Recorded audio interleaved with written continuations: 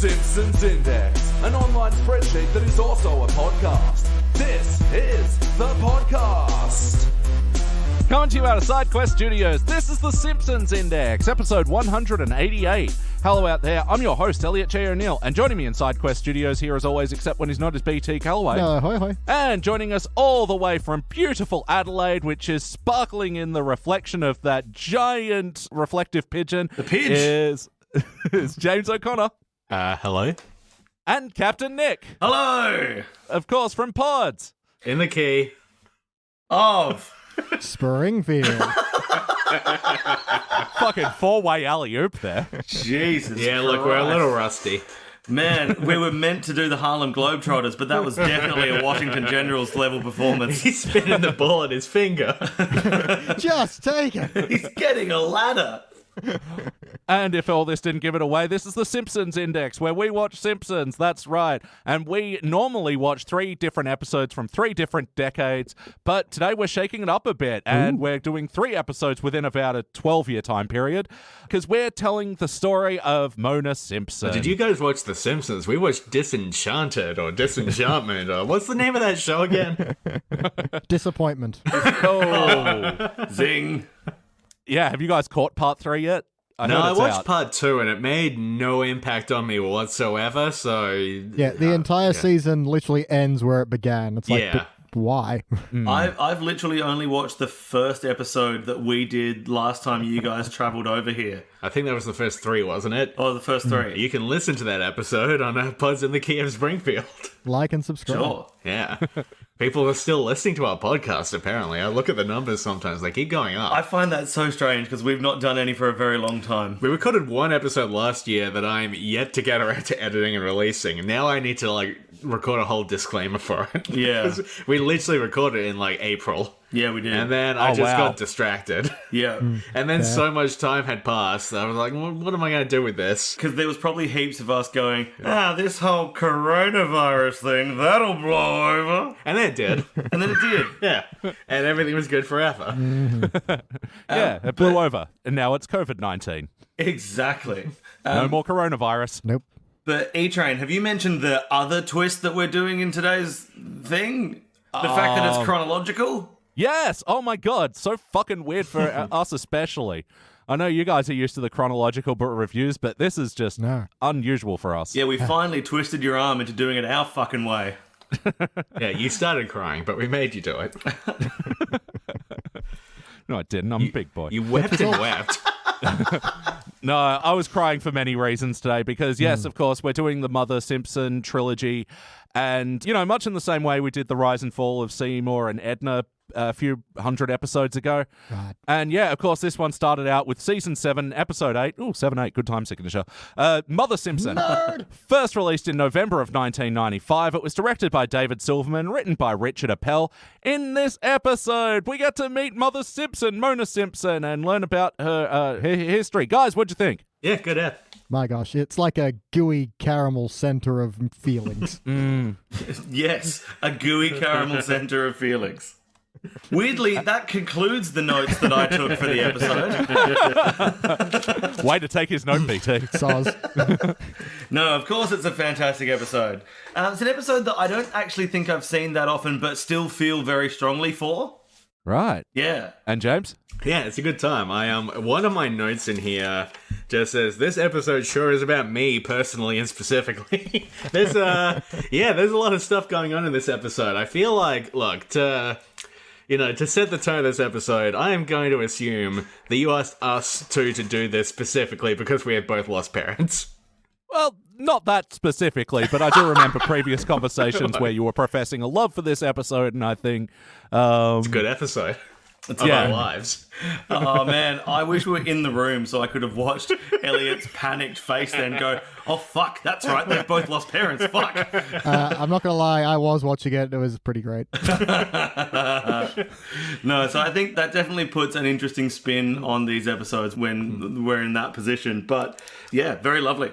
it's a mastercraft of an episode because we find out all this history and backstory and yet organically reset to zero, yet something has changed. That final scene of Homer just sitting on the back of the car staring into space is... Fuck. Wow, that feels, bro. I have to say, there was a very enjoyable part in our viewing because we were watching it through Disney Plus, and when Disney Plus started to, shrink the final credits and go to skip to the next episode, James goes, Disney Plus, have some decorum, and cancelled it so that we could keep watching the final credit scene. As well you should. Yeah. Oh, I love inanimate programs being told off. They should know better. Well, doing my research for the episode, apparently they fought hard so that Fox didn't do their usual, shrink the screen and do an ad over the credits. I don't know if you've seen that trend in American television. Yeah, for sure. But yeah, they said, no, let this moment sit. It has to hang. It is art, goddammit. These days, they would absolutely lose that battle. They would not be allowed to do this. Yeah. It would be banner ads and coming up on America's Got Singing. Yep. And because of the weird guy I am, I like to watch credits for things anyway. Like when a movie ends, I like to sit with the credits for a little while, that kind of thing. So quietly applauding each name, yeah. The whole move to, streaming platforms trying to minimize the credits straight away has always bothered me. I switch it off whenever I can. Yeah. People worked hard on this. They did. I'm the same with video games. I sit and watch the entire credit sequence. And then you write a personal thank you letter to everyone involved. Well, naturally, with a gift basket, yeah. Your key grip work was amazing. Thank you so much for your contribution. As Jackal said, decorum. I like it in video games where you get to still be the character and you get to run around and hit the credits maybe. Oh yeah, like Smash Brothers. Yeah, where you flying shoot around in a little ship. Yep, that's fun. Anyway, why didn't The Simpsons do that in this one? What about the Gran Turismo model where you see the credits every time you turn on the game until you turn off that intro movie that goes for 7 minutes? That's it's a bit too much. That's a little too boastful for my taste. Yeah, it feels a bit, but I mean, you don't put the credits at the start. I like the Hideo Kojima thing of having just credits for each individual mission that play during the opening cutscene for the mission. Yeah, every 10 seconds, a Hideo Kojima game by Hideo Kojima. Mm-hmm. I like the hideous Kojima thing, which is that, but it looks really bad. His evil twin. His evil twin. Love having you guys on and how far off track we get. Hideous Kojima, of course, being one of the bosses of Metal Gear Solid 4. But it is great to just sit here and go, geez, I wonder when Elliot's going to get to his questionnaire. Well, he hasn't cut off one of 3 of us yet, so I guess we'll just keep plowing on. He hasn't railroaded us back to the point yet, so we'll just riff until it does. Because what a lot of listeners might not know is that what Elliot actually edits out is all the vicious screaming that he'll do at us to get us back on track. This podcast has gotten too silly. What Elliot edits out is a real tongue twister. Yeah, I know. I fucked it up too. What idiot Elliot's out. God damn. What editing Elliot edits out. Yeah, that is hard. Wow. You sound like Jeremy Irons, reading the riddles in Die Hard 3. All right, my name's not E-Train for no reason. Anyway, let's get this train back on the, what's the train road? Tracks. Train road. Fuck. BT, we'll start with you. For better or worse, what's a moment that stands out? Well, I think Train Road really stands out. I'm going to write that down.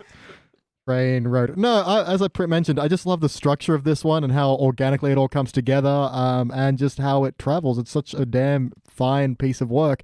What I want to point out is a line I kind of didn't realize I loved, which is where Homer just goes, "My father always told me my mother died while I was at the movies." It's like explaining so much and yet so little at the same time. It's just like, oh, she died at the movie. Oh, it's one of those great sort of things where you reflect on moments in your childhood where you were lied to, and it never registered with you. It was a lie until years and years later. Where you're like, oh right, that's obviously not what happened. Yeah, and it's kind of thing where it probably made total sense until he said it out loud. Just said, it's like, oh yeah, that makes no sense. Yeah. He's just always accepted it. But I do like it didn't dwell on the reason. It didn't expand on it. It was just that line, and I really like it. Yeah, well, from that we get a lot of Homer sort of having all these sort of out loud simple realizations that have just never been explored because, his mother's just never been addressed in the show. And even when he was like, well, she had a very good reason for leaving, and I was just like, which was? I don't know. And then we see him have that moment of self-doubt. Maybe it's because I was horrible. No one loved me. It's like, oh, fuck. That's at the core of you? God damn, that hurts. Yeah, that line read. Oh, yeah. Wow. Yeah. So how many of us also have parents who mysteriously disappeared when they were 14 and have never tried to contact them? Is that just me? Oh, yep, that's an actual thing, guys, by the way. Wow. Did not know that. Yep. Yeah, so that line's like, oh, yeah, that's very real. That's how you feel sometimes. Well, how about you, James? What stands out to you from this episode for better or worse? So going in a slightly different direction here, I want to talk about the opening scene with Homer faking his own death. A few thoughts on this. One thing, in this scene, it never clicked with me before this viewing that this was on a Saturday and that Homer should have had that day off and had to spend $600 to get his Saturday back. There's something sort of oddly grim about that, I think, just this man needing to fake his death just to get Saturday. Also, $600 for a fake doll of yourself seems pretty good to me. That it was realistic enough to fool everybody. Yeah. Yeah, I mean, that seems like a good deal, and I just looked it up, and real dolls cost $6,000. So that's what you were looking at. I just turned over and Nick is looking at what looks like pornography on his phone just in the middle of the recording. I'm just going to file that away and not mention it to anyone because I was Nick's business is his business. I was just thinking, well, okay, he paid $600 for a dummy.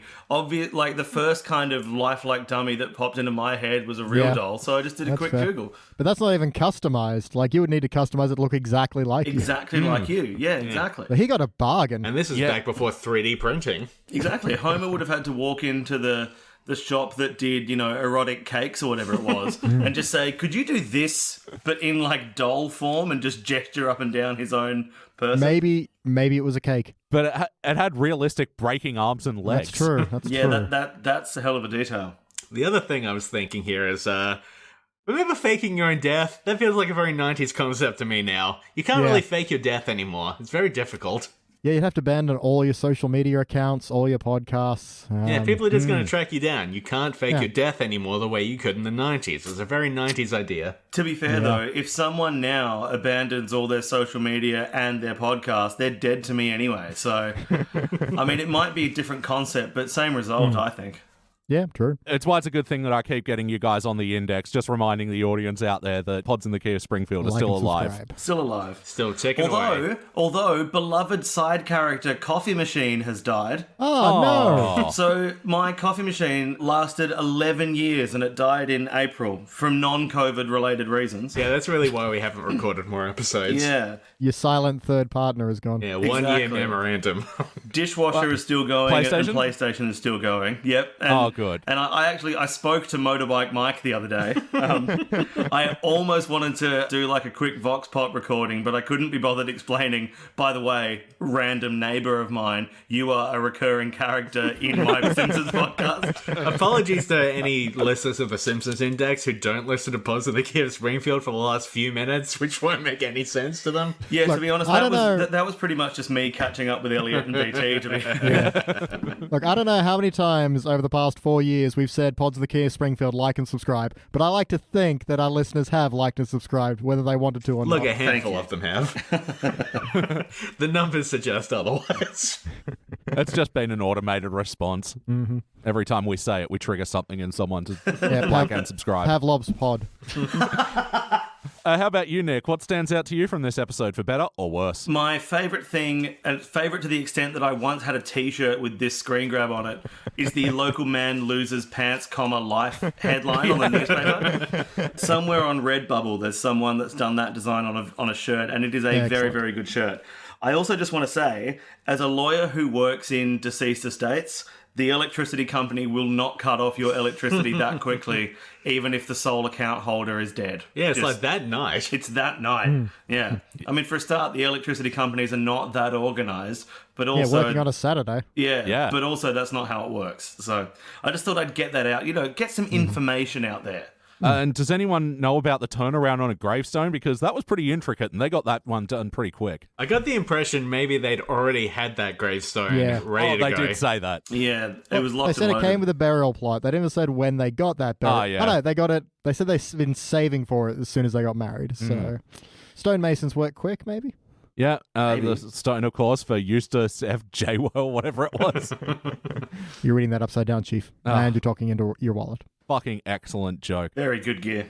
sort of that's what stands out to me. Like a lot of these goofy moments in this episode, which is like I didn't really notice before, but this is so story heavy. We get through a lot of story in this episode. Yeah. But it does still take time to take these moments to slow down for like a weird Dragnet parody as well. Yeah, and of course the famous, oh no, he went over the falls. Oh good, he snagged that branch. Oh no, the branch broke. Oh good, he can grab hold of those pointy rocks. Oh no, they broke his arms and legs. Oh good, those beavers are going to help him. Oh no, they're biting him and stealing his pants. Such focus on the pants. Mm-hmm. But did you guys watch Dragnet ever? No, I've never seen Dragnet. The closest I ever came to watching Dragnet was the Seinfeld episode where they parodied Dragnet. So no, I never watched Dragnet. The Bookman one? The Bookman. It's like an ice cream man called Cone. Yeah, so we had one weirdly recently where, we did Homer the Vigilante and they have a Dragnet parody where Homer and Skinner, and they have actual Harry Morgan from Dragnet, one of the guest stars of this episode, playing Bill Gannon. Oh, that's interesting. That's a name you can set your watch to. No, I'm not entirely sure what Dragnet is, but it sounds like a rip-roaring time. Yeah, it was a pioneer of police procedurals. The PPP. Yeah. Yeah, and of course in 2021 everyone loves the police and will no doubt have a fun time revisiting that show. Wait, PPP, what was that extra P for? A pioneer of police propaganda. Oh, right. Yep. Wow, procedurals changed to propaganda so quickly, I didn't even notice. So I like all these little weird moments in this episode, and of course, Police Chief Wiggum stalling like everyone as well. Fucking fantastic shit. Wiggum is a superstar in this episode. Yeah, good Wiggum app. Good Wiggum. Yeah, we even get some Wiggum origins. the classic playground line of, listen to me breathe. I remember Wiggum Origins. That was a strange show. Ran for 12 seasons. Well, I mean, from this episode alone, we have a great line from Mr. Burns of Smithers, who was that corpse? Which gave me an idea for a good game show. Guess that corpse. Who was that corpse? The corpse is right. Question though, when Thank you, yes, you. Corpse or no corpse? when corpse or no corpse, you just open suitcases and parts of no, police it's a fall out. corpse. Sorry, that wasn't the question I was going to say. The question I was going to say is, when Burns sees Mona in the post office and then gets the FBI into the office at the nuclear power plant, and the FBI says, yes, don't worry, Mr. Burns, we'll go find this person, aren't they already hunting for her? Isn't that why she's been on the run all this time? Yeah, but I guess renewed vigor in a cold case. Yeah, I suppose so. Renewed vigor in a cold case. Yeah, okay, that's an angle I hadn't considered. Yeah, you're good at this job, BT. I try. Were we just in Jordan's anal corner? Jordan's anal corner. But play count, how many times do you think you've seen this episode? Yeah, I've never seen this show before. What is it? It wasn't 25 times, it was 27 times. Yeah, our computer technology shows that you've seen this episode about 25 times. A perfect joke. A very good joke. One of those jokes that I now feel like I take for granted watching the episode back. It's just I've seen it so many times. It's just it's a perfect joke though. The first time that would have hit. Yeah, I think that was a big thing for me, and a lot of jokes in this one, I wasn't laugh out loud, but I was like, fuck, that's clever.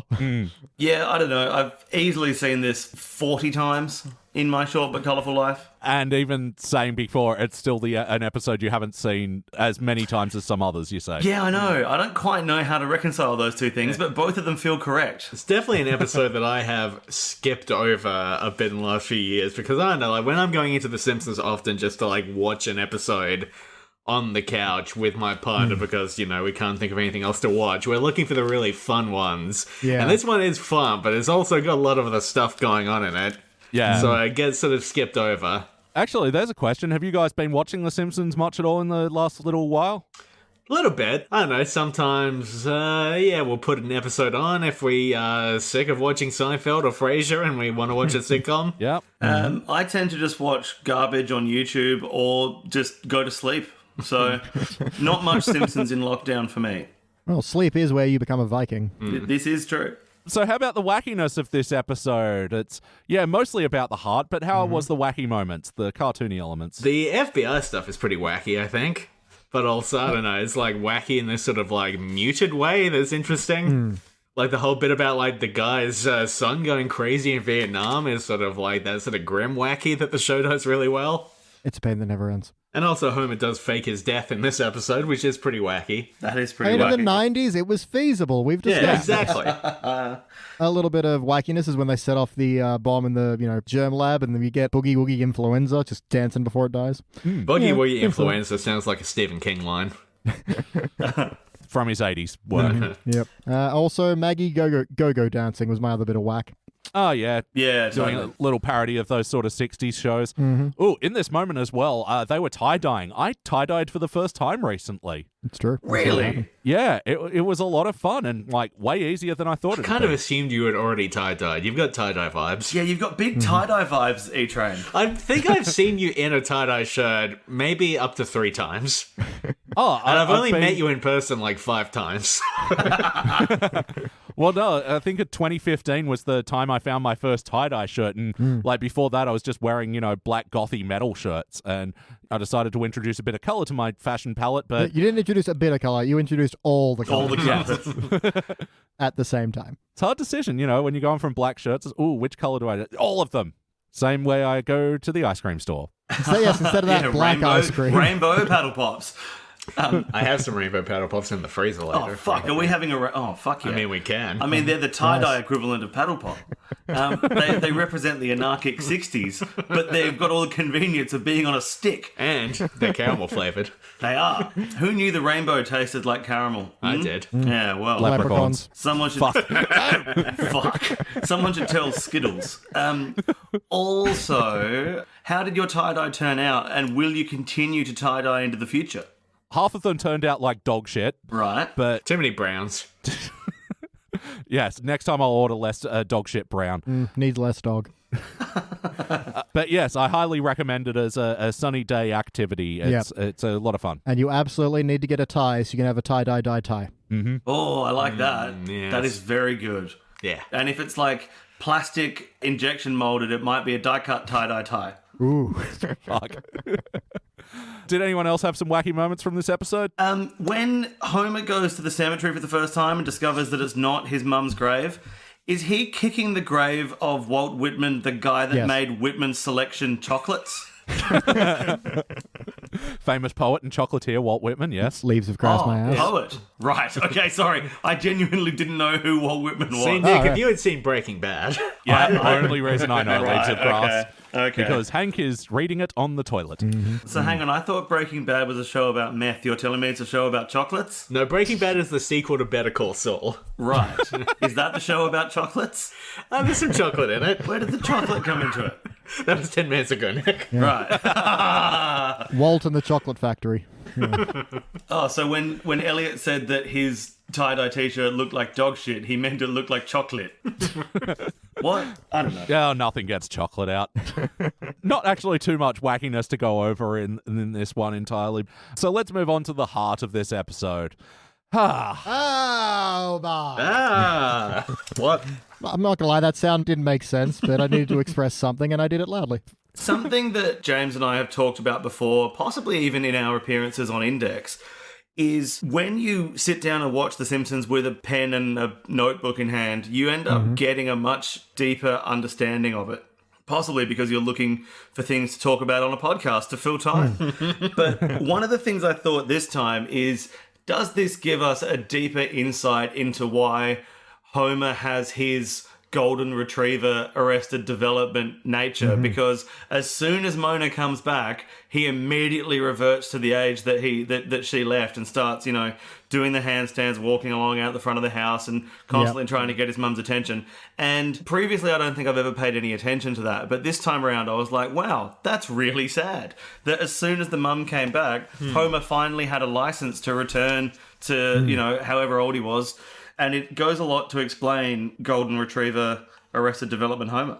Yeah, absolutely. I think that's spot on. Yeah, we were doing an episode recently where Homer, every now and then he displays this need to be liked by everybody. And if he has that abandonment issue of maybe I was a terrible son and no mother would love me, the idea that he would revert to a sense of I need everyone to like me, otherwise they're going to leave, is very illustrative to his character. Yeah. How intentional that is to the overarching idea of The Simpsons, I don't know, but it lands absolutely here. I kind of wish the episode had spent even more time on that or gone into it even deeper, because one of my sort of nitpicks, if I'm going to be nitpicky, and I am because this is a podcast and that's what you do, the whole thing with Mona and Mr. Burns having a conflict is not as compelling as Homer getting his mother back. And I feel like the episode maybe spends a little too much time on Mr. Burns' hunt for Mona. No, definitely, because they're using these moments, I guess, to try and paint Mona as, like, justified or in between a rock and a hard place with her decision to leave or whatever. But maybe the episode shouldn't have been afraid to paint her as a shitty person. Maybe. Yeah, fair. It's a take.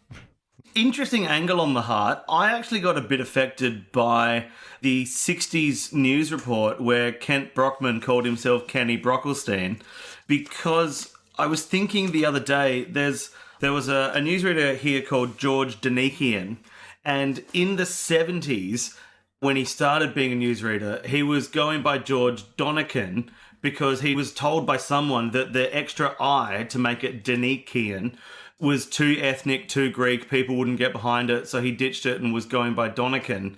And then it wasn't until much later that he reverted back to his original name. And so seeing Kent Brockman calling himself Ken Brockelstein made me go, that's interesting. What is Ken hiding? Interesting bit of heart. Because, fucking Australia needs to get so much better at just being able to try to pronounce people's names. And this is an issue that's really at the front of my mind at the moment, because currently the Indian cricket team has been here since about November and they've been playing against the Australian team. The number of people who will, for a joke, butcher one of the Indian players' names, like, they're not that difficult. And even if they are, you've still got to give a real fucking go at pronouncing it seriously. That is one of my most hated things. Like, M. Night Shyamalan, not that hard. 3 syllables. Yeah. Shyamalan. Yeah. Chiteshwar Pujara, not that hard. And so I've just got names on the brain, to be honest. No, and it's so good when those people sort of, revert their names as well. And like The Rock, for instance, like, he's like, no, fuck you, pronounce my hard to pronounce name.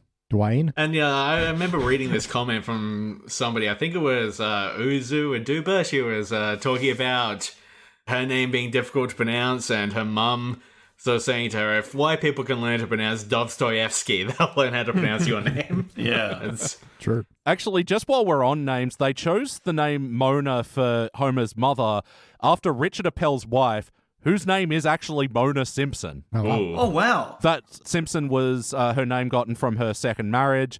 And she's a writer and, prominent writer in America. Okay. Wow. Mona Simpson. I always assumed that it was just Mona Lisa because it's a mysterious, unknowable Mona Simpson. entity. You said Mona Lisa. Yeah, no, but I assumed that that okay. Mona Lisa was named Mona because of, Mona Simpson. She's wasn't the it? most famous Mona. Yeah. Well, but from very early on, Simpson's backstory, Lisa's middle name was Mona. So I thought that was sort of like a retroactive thing. Wow. But no, it was for Richard Appel's wife. Man, the plot thickens here. It certainly does. Goes all the way to the top. And then all the way back down to the bottom, which is us on this podcast. And you know what you pass through in the middle? A sweet, smooth caramel center. Ooh. Yes. Hey. And you also pass through the heart. And that heart, I feel like, comes off in very subtle ways throughout this one. And I kind of really noticed on this watch, like when Homer's like, this is where I keep my shirts when I'm not wearing them. Mona's like, oh yes, in the drawer. It's just that kind of moment of they have like a kinship. Basically, this is something from his youth that they've both remembered. And I like that it's unspoken. It's weird, but it works for me. And it's just nice that she's proud of him for, having become an adult. I gotta say, that late 30s, very overweight man doing a handstand and walking is actually pretty impressive. Yeah, it's extremely impressive. I can do that. A little bit of heart with her and Lisa as well, with you didn't dumb it down, you said rapport, and hating John Knowles, whoever that is. Yeah, Jekyll, you're talking about so much weight being in the Mona Burns part of the story. Fuck. I really want more Mona Lisa. As in Mona and Lisa. You want to know what's behind that smile?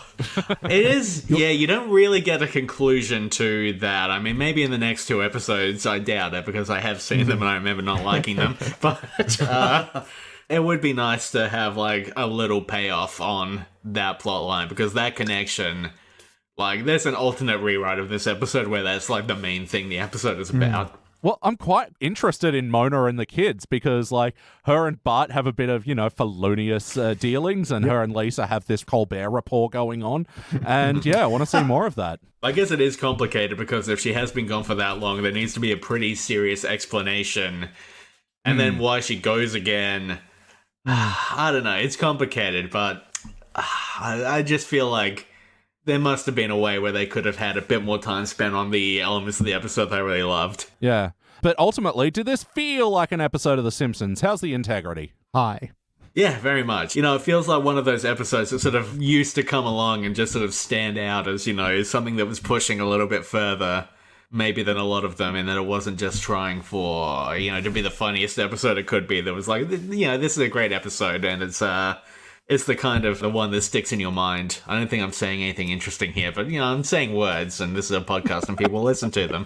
So, yeah, it's good. And I'm responding those words and actively listening. It feel like Simpson. Thank you, Nickbot 5000. I wish we had the Nickbot 5000. This is a 4000 model. Hey, fuck you. Yikes. See, all that sass. Yeah, the new model has that coffee machine built in. So. But yeah, what do you reckon, Nick? Does this feel like the show that you know and love and did a podcast about? Yeah, absolutely it does. I think we've already said that it's a very heart-laden episode, but it does feel like Simpson. Everyone is acting in accordance with character, and because Mona seems to be a kind of conglomeration of every attribute of every Simpson, not only are they acting like themselves, but you can see where they get that from. Well, it's one of these things where I love this episode as being a Simpsons episode where there's a new element coming in and you're seeing how these characters that we do know and love, how they're reacting to it, and it feels so in character. And again, Marge having a little panic attack that, oh my God, I've suddenly got a mother-in-law. No more living vicariously through my girlfriends. Yeah, I wasn't entirely sure what was going on with that line, whether the joke was that having a mother-in-law is a thing that people don't like, or if Marge is just weird about it, or... Suddenly Homer brought his mother. He went out to go clarify that he's not dead, and he came back with his long-lost mother. No, I always took it as the mother-in-law being such a staple of sitcoms, and at this point in The Simpsons history, they are still parodying the sitcom tropes. The idea that true. Marge has always, kind of just never had one, and either gotten off easy or almost lamented the fact that she doesn't have this aspect of home living. Yeah. And now it's here, and she's like, oh my God, oh my God, oh my God, in both joy and terror. Is how I take it, Elliot. And yeah, she's also meeting it with a bit of skepticism as well. And I think there's even a suggestion that she's not even Homer's mum at some point. But yeah, there is a lot of story in this one. Yeah, they really pack it in. But yes, no, would you watch this one again? Absolutely. I think James said it right in the sense that I don't necessarily want to seek it out because I don't want to feel that much when I'm just hanging out and want to watch The Simpsons. But yeah, it's absolutely worth watching again.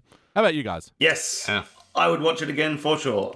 Yeah, I definitely will watch it again at some point. It's just not one that, if I'm just watching one episode, it's probably never going to be this one. But if I'm, going back through the season, I'm certainly not going to skip it because it is extremely good. It's just maybe not the, happy, fun time, late at night watch before bed that a lot of these episodes are for me. Yeah, you need time to stare at the stars after this one finishes. For fucking real. Playlist. If you were to put this episode as part of a playlist, what would you put it in? Cassettes that have the wrong song on them playlist. When's the other time that happens? The chase that's got sunshine, lollipops. Lollipops, Yep. rainbows. All right. Yep. Very good. Cite precedent. Nice. Good lawyer. Thank you. Yep, this would be within the Why is Homer Still Working for Mr. Burns playlist. Yep. This is one of those ones where, you sort of have to accept the elasticity of the Simpsons universe to enjoy The Simpsons. But then there are still moments where I find myself asking questions like this, and I can't quite find a satisfying answer to why Homer would still be comfortable working for a man that is ruining his life so consistently and thoroughly. Yeah, from the in and outside of the workplace. Yeah. Almost makes me wonder if the episode would have been better if the villain wasn't Mr. Burns, if it was somebody else. Hans Molman. Dr. bastard. Colossus. Dr. Colossus. Always Colossus.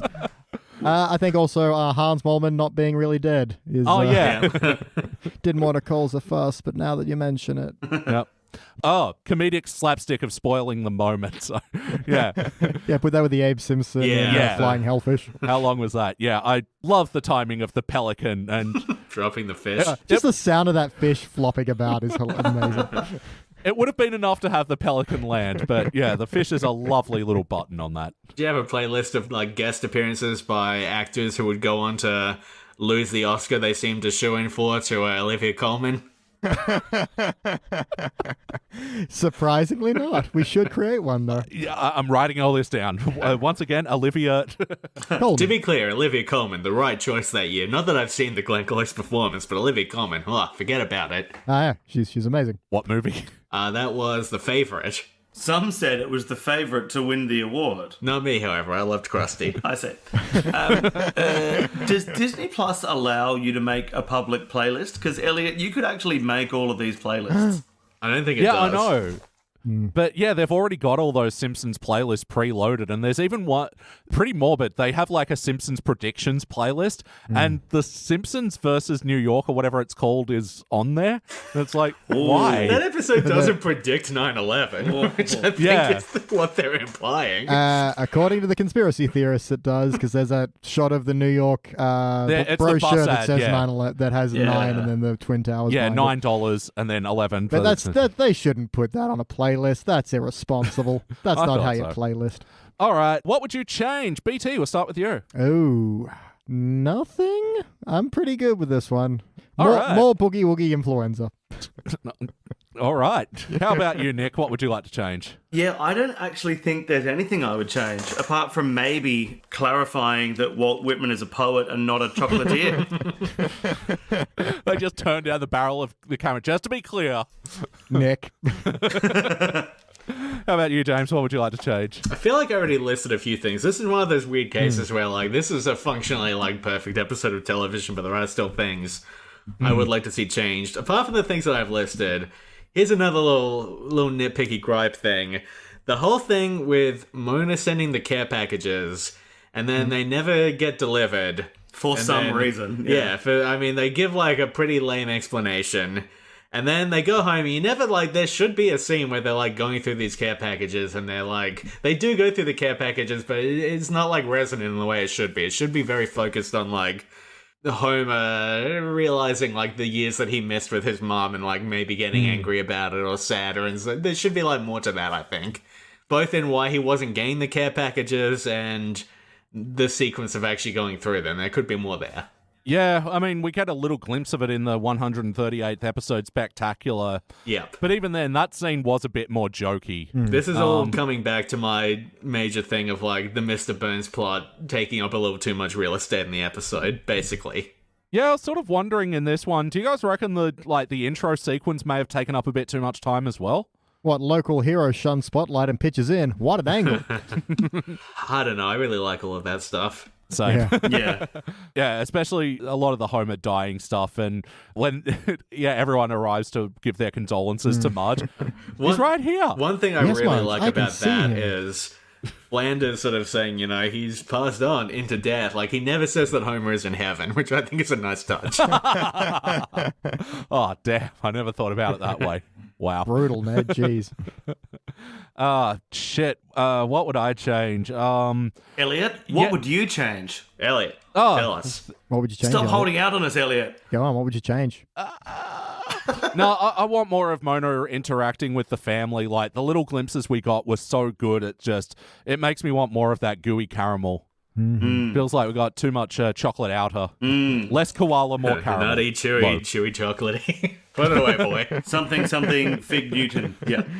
2 final notes and then I'm done. Are we approaching final notes? And now it's time for our final notes. Everyone's final notes. Final notes.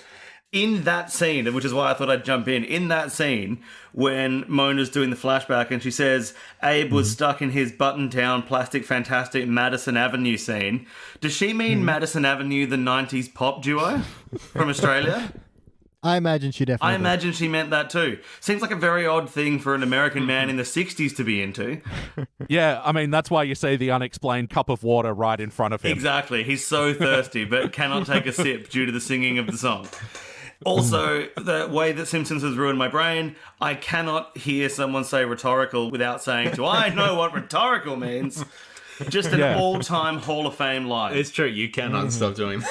I can't, and I won't. And he didn't.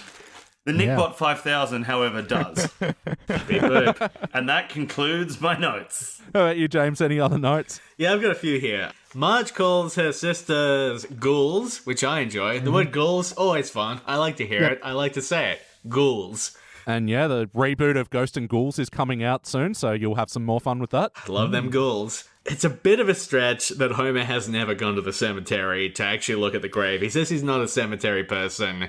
I guess there was no funeral. I buy it, though. It's fine. It's basically fine. It's just a little note that I have here, just so I could think about and decide whether I could reconcile myself with it. Yeah. I think all this stuff sort of ties into Abe Simpson's character a little bit, though. Like, you could imagine that Abe back in the day just gave really short, sharp explanations, and Your mother died while you were at the movies. yeah. And for some reason, there will be no funeral. Yeah. Well, Homer's like 7, maybe, so... Yeah. That's it. It's until he said it out loud that it's like, oh, yeah, this doesn't make a lick of sense. Okay, I've got 2 last notes here. Using a tombstone as a coffee table is great. And then my more substantial note, the scene where Grandpa sees Mona and then like rails against her and then ends by saying, "Can we have sex, please?" And then, oh, well, I tried. And then he goes and sits down. When they aired this in syndication on like Channel 10 back in the day, they cut that bit from the end where Grandpa asked if they could have sex. So it was a very weird scene as it was shown on TV here, where just Grandpa was just angry at Mona and mean to her, and then it just cut to the next scene without a joke. Oh, interesting, because I always remember that scene, and like, especially going back and watching some of these episodes that, watched the cut versions on VHS tape a million times, like, they still play as new scenes. Yeah, this one always stuck as always being there to me. Yeah, I feel That's like at a interesting. certain point, maybe it was like, because it was a joke about sex, because I feel like they were pretty... They did that quite often on the like 6:30 screening. They would cut these sorts of jokes. Like I know the like Grandpa Simpson episode, they cut the joke at the end where like he's hugging Bart and the guy says, "Hey, fun boys, get a room." I don't know. There's something about they don't like the idea of Grandpa having sex with his wife, with his grandson, with anyone. Man having sex. I had sex. Oh, yeah, Inadequacy must have just been a 5-minute episode. You know, if we ever go back and do another Pods in the Key of Springfield, that's the episode we're up to. Oh, shit. Oh, wow. Good episode too, because we recorded the last one we recorded that we never go around to releasing. I'm assuming a cat has just walked in the room. A cat has just walked in the room. Yeah, Coco is here. Coco. Hey, Coco. Oh, nice. Named after the Disney Pixar movie? No, Coco was born Named well after the before drink. them. Sorry, I'm petting a cat now, and I'm getting distracted. By a cat, No. I mean my own cat. But No, this is good pod content. People love cats. How about you, BT? Any other notes? Oh my, yes. Let me just run through them as quickly as possible to save time. speed round. Come on, boy, we earned this Saturday, and then Bart's just hammering the ground, and Homer's like 61, 62, after that excellent mislead with the kites. And, that's a cat. We just got the photo of It's the a good cat.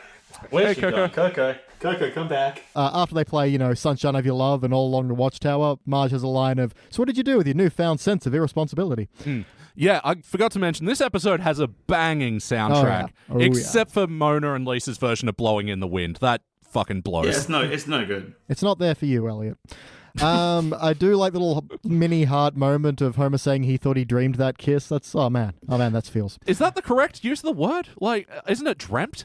Shut up. He says dreamed. I think Dreamed. both are acceptable. I think it's one of those sort of things. I've got a theory on that, but I'm not confident enough in it to go into it head first.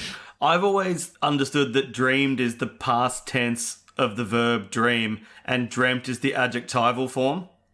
I think you're right, because otherwise it'd be I dreamt of times gone by. Ah, yeah. I And dreamt that a just sounds dream. When Mona first sees Abe, she says, "Oh, Abe, you've aged terribly." Yeah. And it's just such a gravitas in that moment. It's heavy. It's funny to acknowledge that Abe looks like shit. Yeah, the first thing you say to your estranged husband after 25 years is, "God, you look fucking awful." But Yeah. also, he was no fucking oil painting in the 60s either. It's funny Yeah, because he's- Mona looks pretty good as well. Yeah. It's also true. Yeah, apparently the animators had a really hard time balancing the design of Mona to make her look enough like Homer Simpson, but enough to look like, an attractive person. It's at the really same funny when time. she sees him and she comments on how handsome he is, because Homer is really, like, by no definition handsome. That's sort of just part of the character, like... That's a mother's eyes, Not friend. a dig again. I don't know. He's not a real person, obviously, but he's obviously, like, designed to be kind of abstract and strange. Abe's line of, okay, I admit it, I am the Lindbergh baby. I miss my fly data. And the follow-up of a little bit of column A and a little bit of column B. Yeah, another Simpsons broke my brain just anytime someone asked me if I'm this or that. Yeah. And yeah, in that case, what was it? Tyrannosaurus or just senile? Yep. I kind of forgot that that's how it was led up to, because you just remember that delivery of a little bit of column A, a little bit of column B. Yeah, it's beautiful. My final bit is that last bit of mini heart where, Homer says, I'm glad I'm awake for you, goodbye. And he's like, sure, you'll always be a part of me, Homer, and then donks her head and gives the doll. And it's like, oh. The doll, which was not delivered by Glenn Close. Apparently, Really? they weren't happy with any of her takes that she gave that word. So that doll was performed by Pamela Hayden. That makes sense. It nice doesn't job, really Pamela. sound like her. It's a lot more guttural than, the rest of her performance. But that's what makes it funny. Does Pamela Hayden do Lunch Lady Doris? No, she doesn't. No, that's Doris. It was Doris Growl. That was great. 4 people, even though there are only 3 others in there. 4 people going, no, actually, that was just a pun. Fuck you. Fuck you, Nick. Fuck you, Nickbot 4000. Beep boop. No, the Nickbot 4000 cannot be fucked. Again, that feature is only available in the 5000. Well, I tried. What's a supper? It's such an upgrade. Time to rank this thing. On the Simpsons Index, we rank using our 6-point scale, which starts down the bottom at failure. Maybe if the episode was just meh, you give a participant, but for the positive rankings, you got okay bronze, good silver, excellent gold, but for the best of the very best, the episodes which the Simpsons could not exist without, you give cubic zirconia. I'm going to go first. Let me show you how it's done. I got a cubic this one. It's such an important episode for the Simpsons overall story, and even though there's not much story joining the series as a whole, this is one of them that just does such an important job. And yeah, I kind of agree that it's not one that I want to repeat over and over and over again, but fucking damn, it just gets me every time and I love it. Jekyll, you're going next. Alright, I've thought about this a lot. I feel like because The Simpsons are so ingrained within me at this point, it's been such a big part of my life. I've watched so many of the episodes. Now that I'm whatever age I am now, watching these episodes back, the ones that really hit hard on the review tend to be the ones that I have sort of forgotten some elements of, or, forgotten how good they are, or, like, lost track of, how many brilliant jokes there are. Like, to me, the quintessential one that I always use as my reference is, like, rewatching Itchy and Scratchy Land for this podcast and realizing it's, like, top 5 funniest of all time, maybe. Rewatching Mother Simpson, it doesn't necessarily hit me as hard now as it has in the past, just because, this is one of those, like, top-tier ones that I go into with such incredible expectations. But talking about it back now and just thinking about it all, I just have to go cubic on this one. It's one of those episodes that sort of, like, really defines why The Simpsons is worth talking about at all. It's just the extremely delicate balancing act it is going through, and the fact that I only really notice these issues that I've brought up when I am sitting there with, like, a pen and paper in hand, like, trying actively to scrutinize the show and nitpick.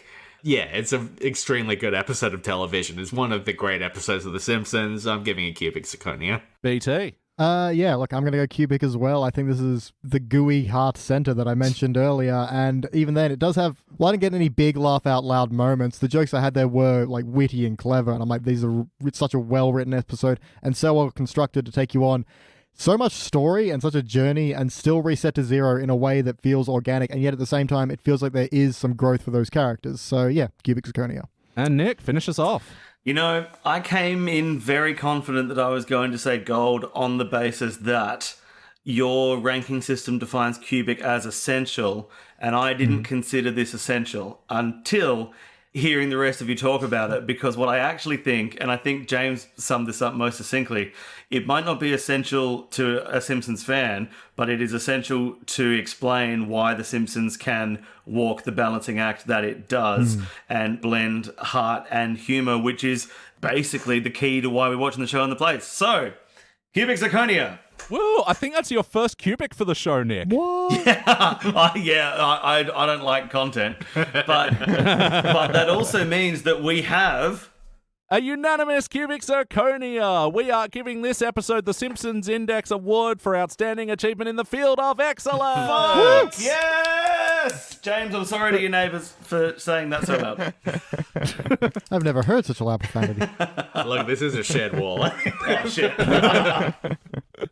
All right, this will be the fucking 13th unanimous cubic Ooh. zirconia from season 7. Wowza. And usually I take a bit of time to explain the episodes, but I just got to speed round the titles. There's too many. Like, knowing that you have picked 12 other episodes in this season makes me very glad that I went cubic because, you know, it's surely in the upper tier of this season. As good as this season is. Definitely. And yeah, we've only got, 4 episodes left to review. And yeah.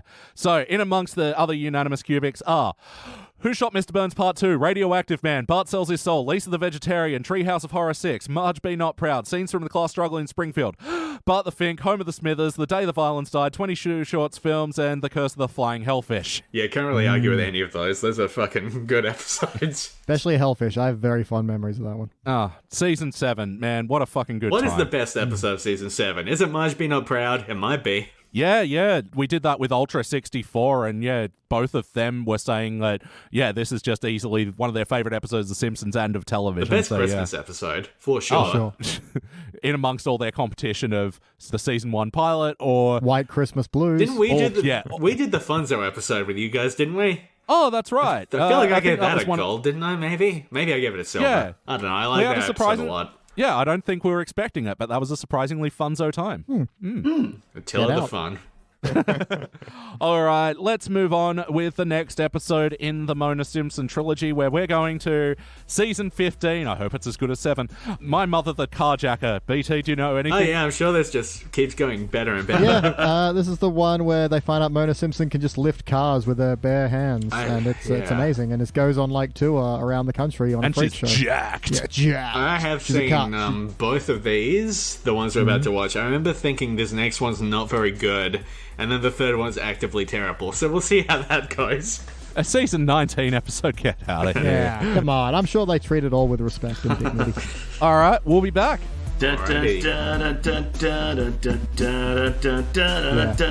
Etc.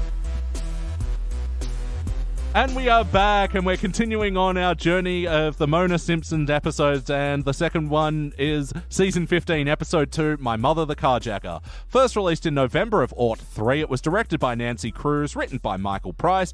In this episode, Mona Simpson comes back, but then she gets thrown back in jail, but then she dies. Or does she, guys? What did we think? Not as good as the one we watched a few minutes ago. Yeah, controversial opinion. This is not the best episode about Mona Simpson. Maybe not the worst. I guess we'll find out. Yeah. I mean, man, on its own merits, it's not bad, but it's really a slap in the face to the last episode. Like, damn. Yeah. How carefully balanced that one was and how well paced and plotted and so much story packed in.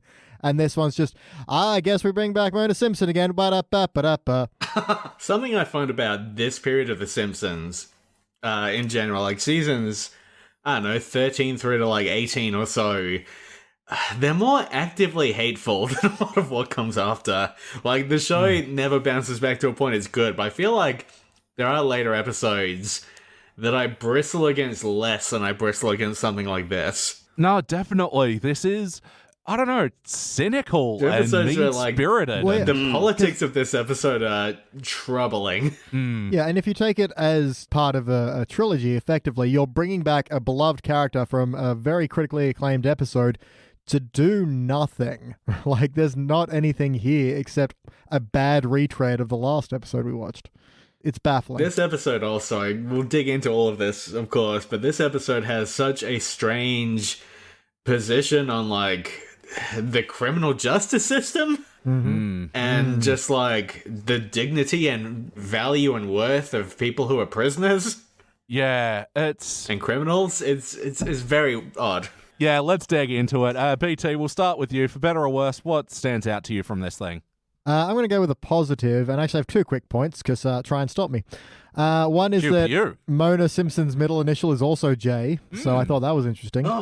And I do really love the joke of when the FBI is like checking through Homer's mail. It's like, most people write letters to movie stars. This guy writes letters to movies. Dear Die Hard, you rock. Do you know Mad Max? Yeah. I do love that joke. I forget it's from this episode. Yeah. Even I- I enjoy that joke. I enjoy Wow. the premise of that joke. The idea that he's writing 2 movies I like. I don't think the letter itself is funny, but I like the premise that he's writing a letter to Die Hard. That just happens every time I see a poster. I'm like, Dear Die Hard, you rock. Yeah. No, it's funny, these moments that get etched into your brain as, little good jokes, and you forget the context around them. Like, I love the joke of Mr. Burns pictured here on a 19th century wood carving yeah, that's chasing good. Terrorizing children. Yeah, so wonderful. Yeah, thanks for starting us out on a positive note. I try. How about you, Nick? What stands out to you from this episode, for better or worse? 2 quick things. One of them is good when Homer and Marge have the newspapers all over the bedroom because he's trying to initially find the links and stuff like that. It reminded me of the album art for Taylor Swift's Reputation album, so I liked that. Fuck. Something that stood out to me for worse is the whole start thing. What is going on with everyone giving a Yeah. shit about the shirt? Like, when we find out that it's... So Homer doesn't pay attention to the newspapers. He's paying attention to the newspapers just so he can win the shirts because Marge has one. In the newspaper, Mona has buried a message. Are Mona and Marge in cahoots? Otherwise, it doesn't make any sense for why the newspaper is where Mona would bury a secret message to Homer. Surely it would be through the TV somehow.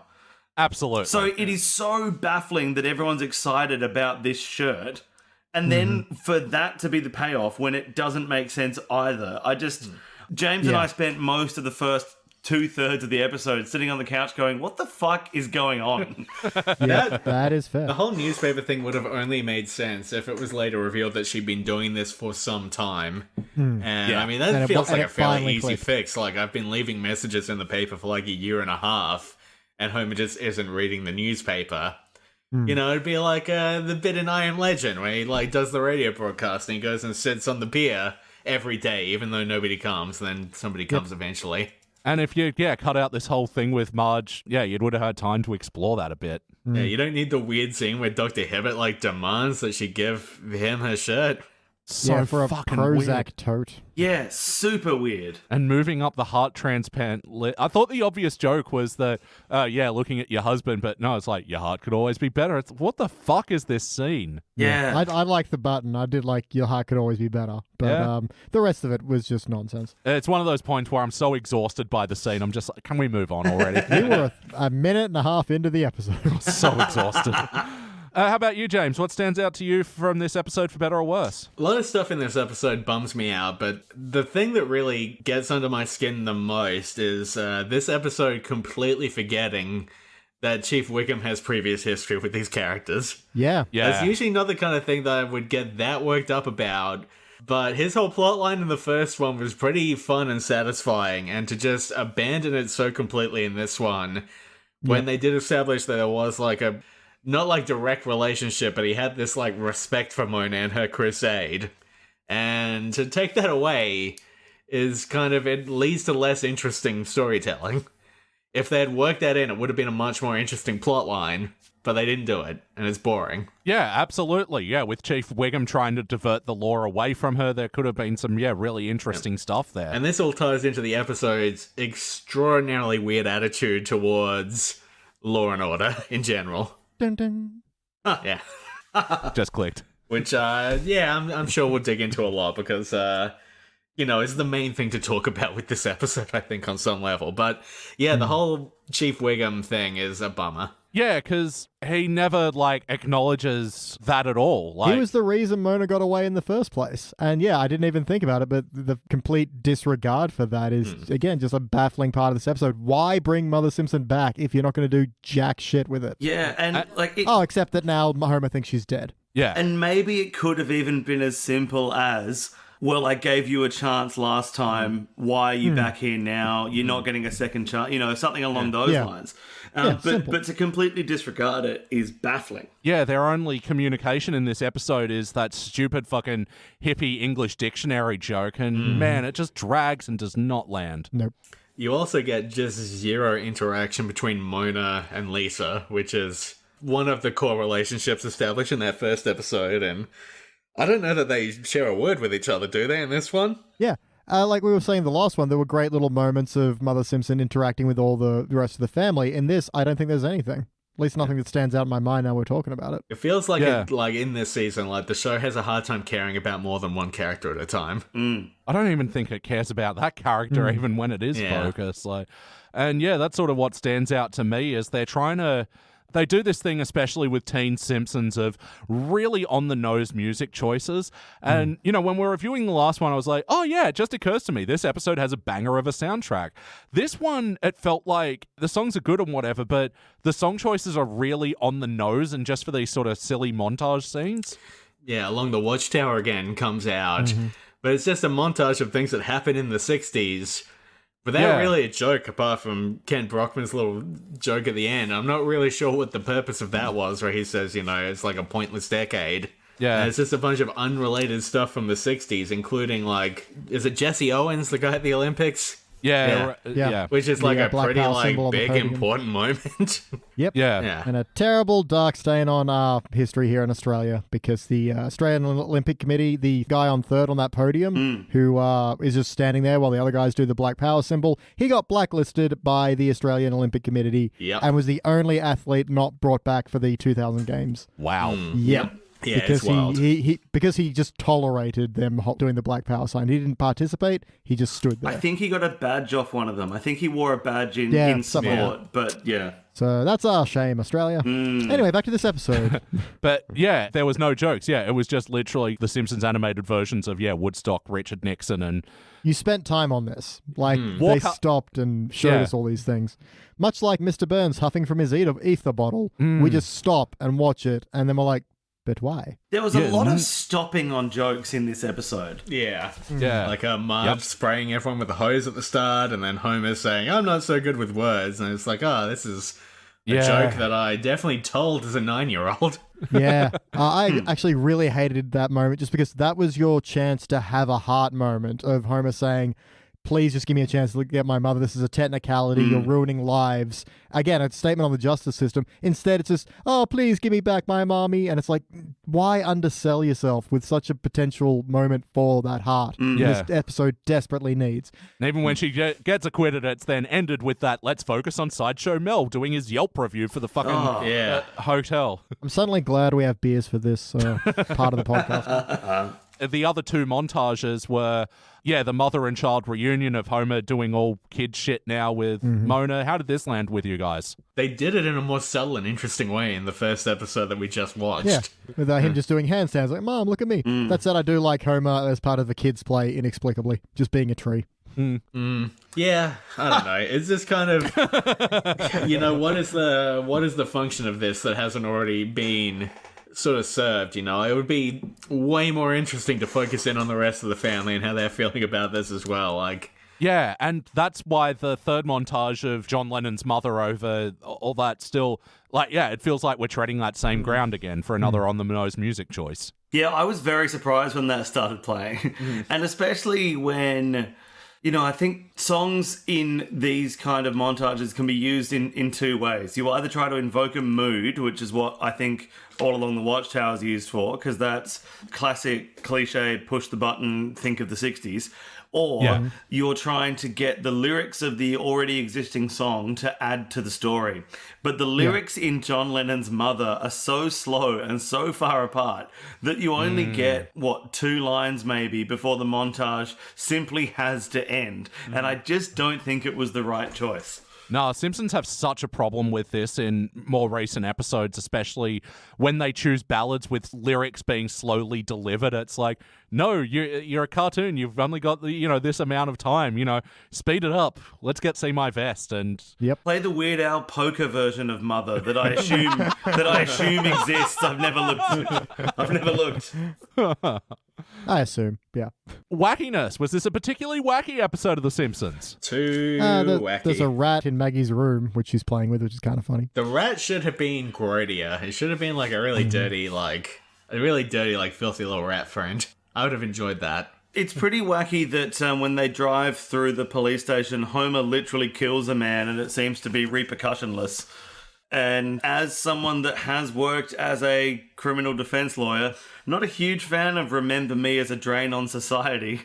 Yeah. This episode's weird. Yeah, this show, it's definitely like the seeming assumption that the job of like a defense attorney is to help like guilty scumbags stay out of prison. That's actually a weird theme running through a lot of this, is like, if you're in prison, you belong there, motherfucker. Yeah, the whole thing about like, now just the people who are really innocent, like, you know, especially among like people who aren't white men, like incarceration of people who haven't necessarily committed crimes or have committed crimes that aren't necessarily like worthy of incarceration is And even then, like the bit where Homer's all like, technicality shouldn't get people into prison, it should get them out of prison. It's like, yeah, one joke would be like, okay, that's just a joke, but there's a theme here. Yeah. And the characterizations of some of the prisoners, like that one that ends the same with, "You're like the son I never killed." It's like, holy fuck. Yeah. It feels like the show's position is that Mona Simpson should go to prison for the thing she did. You know, there's never any discussion around the fact that, you know, the crime that she committed was against like this evil developer. It's complicated. It's a weird episode. I don't like That it. she signed a national park registry 20 years ago. Like, yeah, we were sort of saying the last episode, as good as it was sort of a bit, you know, wishy-washy with that sort of stuff. But this is just unbelievably focused on such lazy writing. And the trial itself, I'm not entirely clear on what the purpose of the trial was. It seems like it's pretty clear cut that she did the thing that she's being accused of, and that didn't seem to be a factor. They weren't like debating her guilt or her innocence. It was a trial to determine whether it was worth sending her to prison or not, which, yeah, I'm not an expert on this, but it feels like that's not a case that needs a jury, necessarily. Yeah, surely 2.5 decades is beyond the statute of limitations for that sort of shit. I'm no lawman, but... Yeah, I mean... Ain't no big city liar. It'd be interesting to know what that case was actually supposed to be. Because if it's Burns making a destruction of property claim, he's got maybe 3 years to pursue that. If it is a criminal thing, then there will be a statute of limitations on it, but who knows what, because we don't know what the law in Springfield is. What the actual charge was. Yeah, but as James said, the setup for the trial didn't seem to actually be... Although I guess Sideshow Mel did say we can't find her guilty, so maybe it was a finding of guilt thing, despite not being set up for that at all. It's so strange. I know people will say we're like overanalyzing the plot of like this silly cartoon, but there is a level of incoherency. Yeah, well, those here. people are listening to podcasts, so they're a fucking nerd, all right? There's just a Shout out level to of all like, our nerds out there. We love you. it just love doesn't you, quite nerds. make enough sense. You know, like I feel like there's a threshold that a show as wacky as The Simpsons still needs to hit, where it's coherent enough that you understand like the basic sort of building blocks of the plot. And in this one, I just feel like the main thing I understand from this episode is that the writers of The Simpsons at this period were scornful towards anyone who had committed a criminal offense. Yeah. And just the convenient storytelling as well, that, yeah, they take all this time to get away from the cops at the diner, and just Homer literally crashing into the police station is just... Yeah, which is a bigger offense than what Mona did. So. Yeah. And Yeah, why isn't Homer the one on trial? Yeah, exactly. And it is a real, like, this period of The Simpsons sort of joke. Where it's just like, I'm not going to do the worst thing I could possibly do. Oh, I'm accidentally doing it right now. It's not very good. It's not a very good episode. Not in the slightest. And finally, on the wackiness at the end, Mona's escaping the bus, and also before that, when we are led to believe that she perished. How did you guys think this played out? I remember the first time I watched this episode thinking that it was very grim. Because they do sort of sell the idea that she has actually died. And I remember, like, the scene where the coffin goes down the hill, thinking, like, this is really unnecessary. Yeah. Yeah. I mean, that's another part I really hated, because there's a good line from Homer that says, your last act as a mother was to teach me to be a better father. And I'm like, that's great. And then he's like, I'll never lose you again. And the coffin rolls away. Like, for fuck's sake, just have your heart. Yeah. The problem is, like, the idea of somebody losing their mother after, like, the mother disappearing and then, like, returning to their life and then, like, losing the mum again is not funny on any level. Like, there's really no way to make it funny. You know, The Simpsons used to be better at sort of, like, finding the ways to make other things funny in a scene like that. But in an episode like this, it treats Homer's loss of his mother as the funny thing. Yeah, that's the punchline. Yeah, and it's so grim and depressing that, seeing like bus and seeing the air bubbles and then the explosion and then the fucking rock fall. It's just like... Yeah, I mean, I like the lines. I don't like the context in which they're delivered of, okay, well, this is now a rescue message, and then it explodes on, salvage mission. All right, why don't we just reconvene tomorrow at 10 and take some time? Like in the previous episode, like Mona bumping her head and saying "dough." This, that's funny. That's like a little fun thing that happens during the scene. Is also kind of sweet and it's nice, and just like the episodes in this they're cruel. There's a weird cruelty to this episode. Yeah. And BT, that line you mentioned before of your last act as a mum was to make me a better dad. I'd forgotten about that line, and I actually got like, a bit of a shiver down my spine and hairs on my neck. That is a powerful line, but I was actually infuriated by it because, and I think you actually used a word before, BT, about the first episode, which I think explains why I was infuriated by it. The first episode had a balance to it. This one balances an amazing line after, when she's saying in the bus, don't abandon your family like I abandon you, and then that's what he takes away from it. But the balance for that is a fucking steaming pile of shit that is the rest of the episode. Like, it feels so unearned to have one of the top 5 most impactful Simpsons lines come at the end of this absolute thing. Like, people are excited about t-shirts. What on earth is this episode? Homer had also just abandoned Bart in the desert to go and drive this. Bart'll be fine. So following on from that, how is the heart? I think we just got I mean, look, pretty much. that one line did more for my heart than, the last kind of 4 weeks of me in my standard operating procedure of not feeling anything. But very unearned. Yeah, I also like the concept. I don't like the idea that Homer hijacks the prison bus to try and save his mother. But yeah, they do give it gravity of, if you get caught, you're going to be gone from your kids just like I was gone from you. But yeah, the rest of it is just so wacky and ridiculous. Yeah, there are sort of pockets of sweetness here. Like Glenn Close, very good, obviously. It's Glenn Close. She's doing good work here, even if the part, there's not a lot to what she's been given to do. Like, she's really good in that little monologue at the end that's apparently hidden in the newspaper. The little moment where they're catching up at the diner, I kind of liked that, where they're talking about, like, pizza was the first food you choked on, and the whole thing about him making her the pencil holder because her pencils were all over the place. Like, all of that's quite nice and sweet. And there is a bit of heart there in just, like, Homer and his mum having this connection and being able to, like, jump right back to how things were before. But the episode squanders all of the goodwill it doesn't even quite get around to building up. Yeah, well, speaking of the heart, and yeah, I agree, those moments in the diner landed with me, but that final speech, I kept comparing it to the original Mother Simpson episode with Homer on the hood of the car. It's just like her with 2 randoms eating clam chowder. It's not at all the same impact, is it? I know sequels are hard, but fucking hell.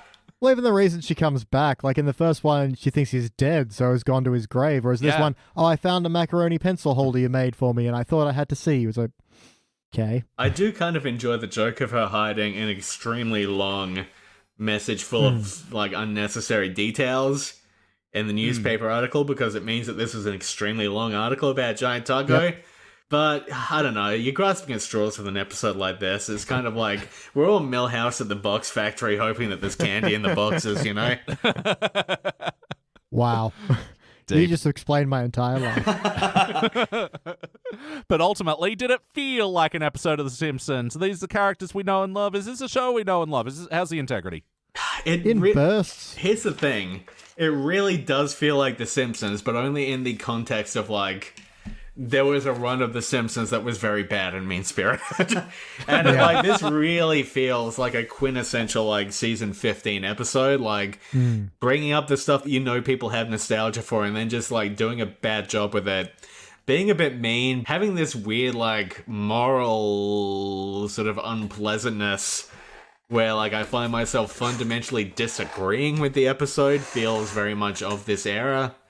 So it does feel like The Simpsons, but only if you look at The Simpsons as an all-encompassing thing that has run for like 32 seasons, and Yeah.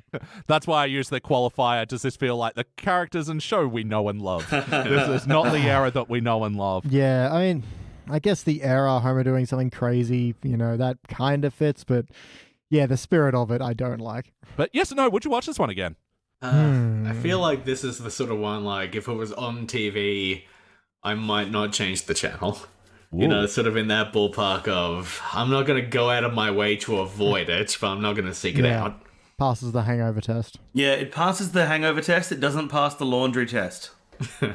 Oh, interesting. Yeah. Yeah. But what would you like to change about this one? BT, we'll start with you.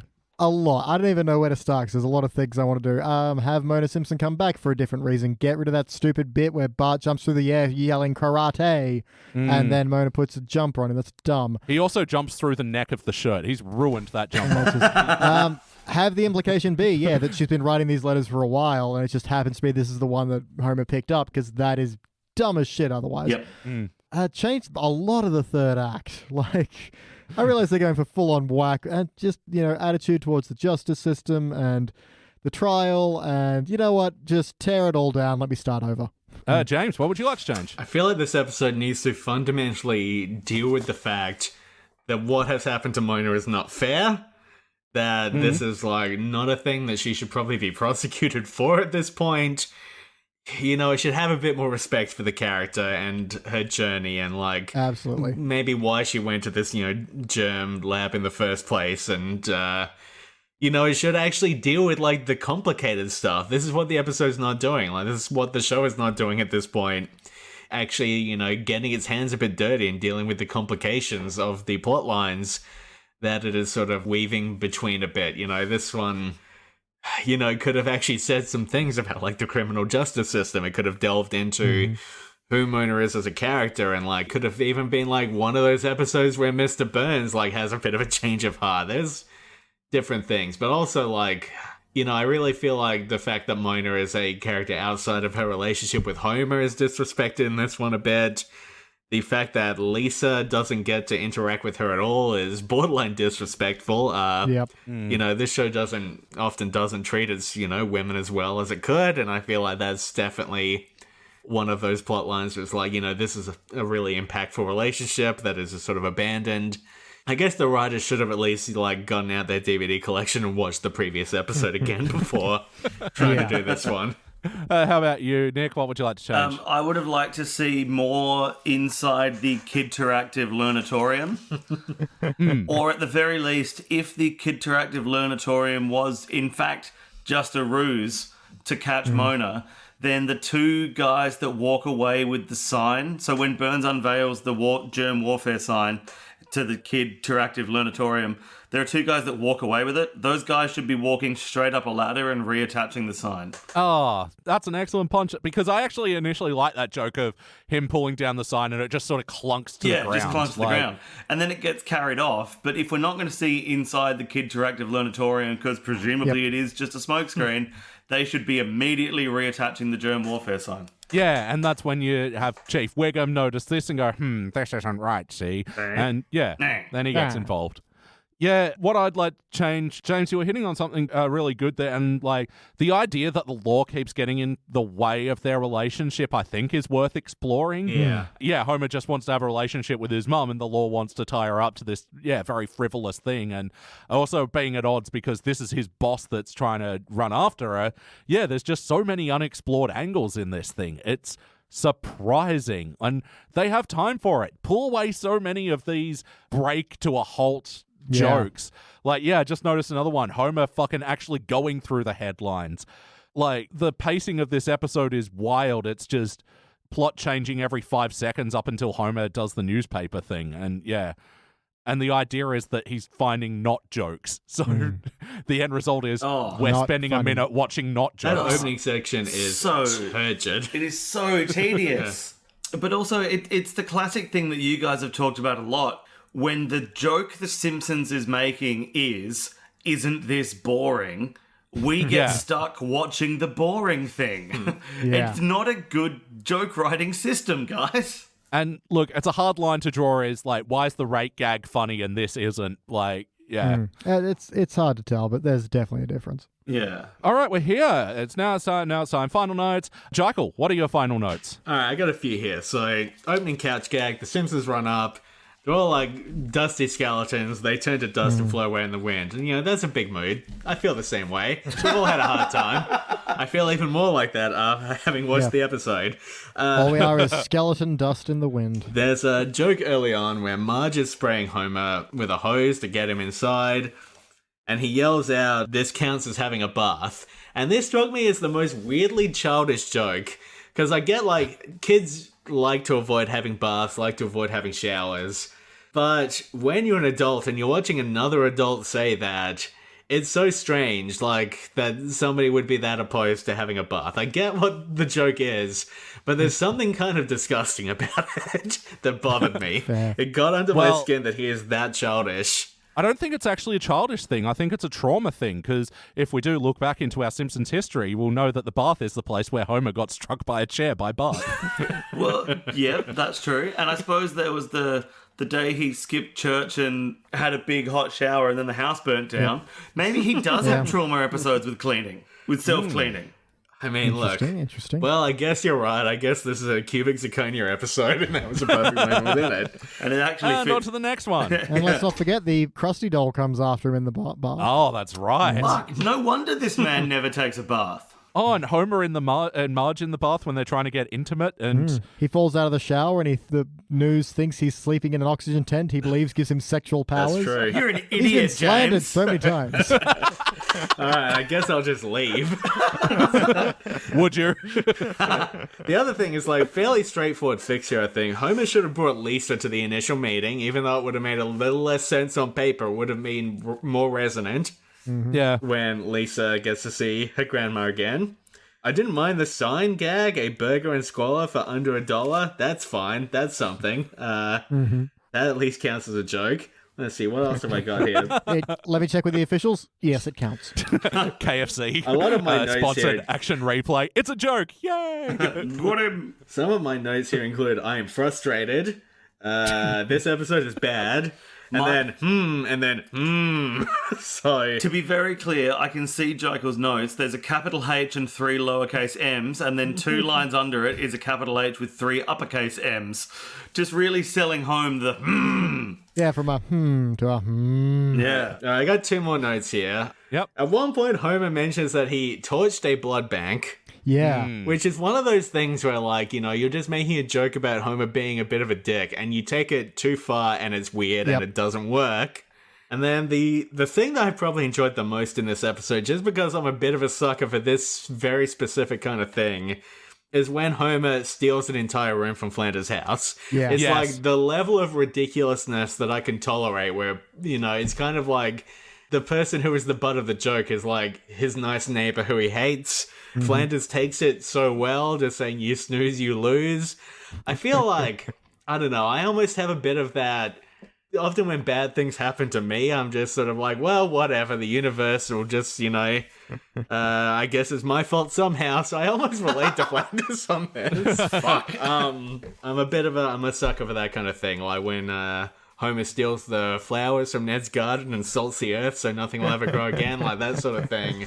I always enjoy... Steals the air conditioner, and Yeah. also with the clear drag lines from the house, just sell the Was joke that that on your much roof? better. Was that you on my roof last night stealing the weather vane? Yeah, I always just enjoy Homer being mean to Flanders and Flanders just sort of brushing it off as an acceptable thing. So I enjoyed that. Yeah, it was ultra wacky to have an entire room, but I thought it did a good pullback and reveal. And Yeah. it's I did enjoy the that. level of wacky I can accept. If it was a whole house, then it would be too much. One room, I can accept that. How about you, Nick? Any other notes? Yep, the pseudonym Anita Bong hit that Mona used to sign the National Park Registry feels like it was probably a Bart Moe prank call name that they could just never get away with, but it was up on a pinboard in the writer's room for the last 15 years. Yep, break in case of emergency. Yeah. But one thing that doesn't fit for me with the Anita Bong hit stuff, How does Burns know that was her? Like, he hasn't looked at her signature of the Kid Interactive Learnatorium. How is he comparing the handwriting? It doesn't really make any sense. Well, also, Mona brings it up herself. Yeah, She's like, yeah. I Yeah. had to write a lot of fake names over the years when I visited parks. Yeah. Oh, what about national parks? Yeah, You know, but Bit of then a stretch. my final note is when Mona goes to Moe's and talks to Carl and Lenny, and we find out that there was a third who was Steve, whose head was never found. That's a Yeah. pretty dark look into the past. Grim. That's grim. Are the Simpsons writers okay? I don't think they were at this point in time. Oh, yeah, this episode's 17 years old. Yeah, exactly. Ah. And I mean, they're not okay emotionally, nor are they okay in terms of being writers. How about you, BT? Any other notes? Of course I do.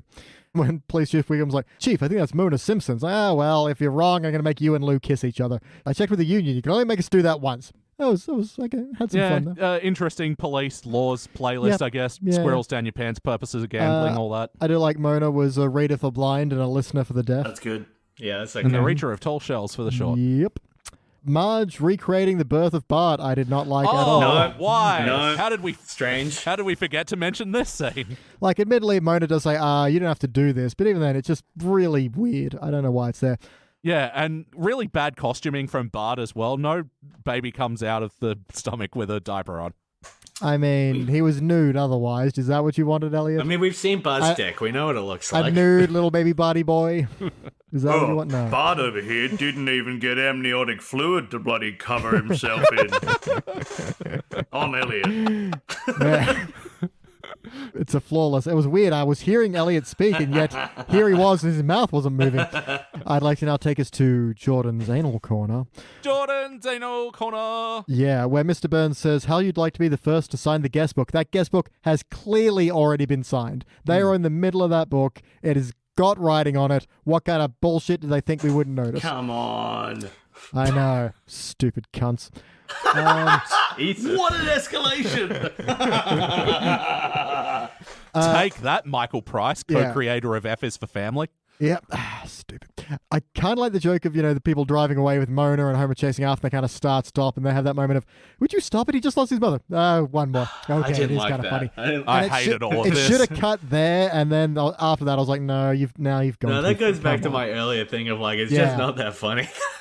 Ah. Homer's losing his mum. Yeah, it's mean-spirited. Another Jordan's anal corner. All the prisoners have the prison number 5231. That's not how prison I numbers work. noticed that too. Oh, Yeah, weird. Don't know what they think is going on. Here. 8675-309. Jenny. Got your is that number. the Domino's number? 131166. Pizza Hut delivery. Oh my Yep. God. that sounds so weird because ours was 9481111. Oh, I don't like that. That's done my head in. Ours was 131166. 131166. 131166. Pizza Hut delivery. I maintain that is the only reason Pizza Hut did as well as it did, because people could remember the number. Yeah. Like, what's Domino's number? I don't know. But see, I 13, 11, 14? No, wait, that's See, you're not even sure. Domino's number And you is love download Domino's. the app. 13, 11, 14 Well, is definitely yeah. Lifeline. Did you guys have the same Lube-mobile number? though? 13, With 30, 32. Lubaville will do the That's loss. 13, That's what I like 13, about them. 32. Homer offers on the spot. There's just one thing, really, that you need to do. And that's to call 13. 13, 32. For everything mechanical, they've got it. And they'll fix the car.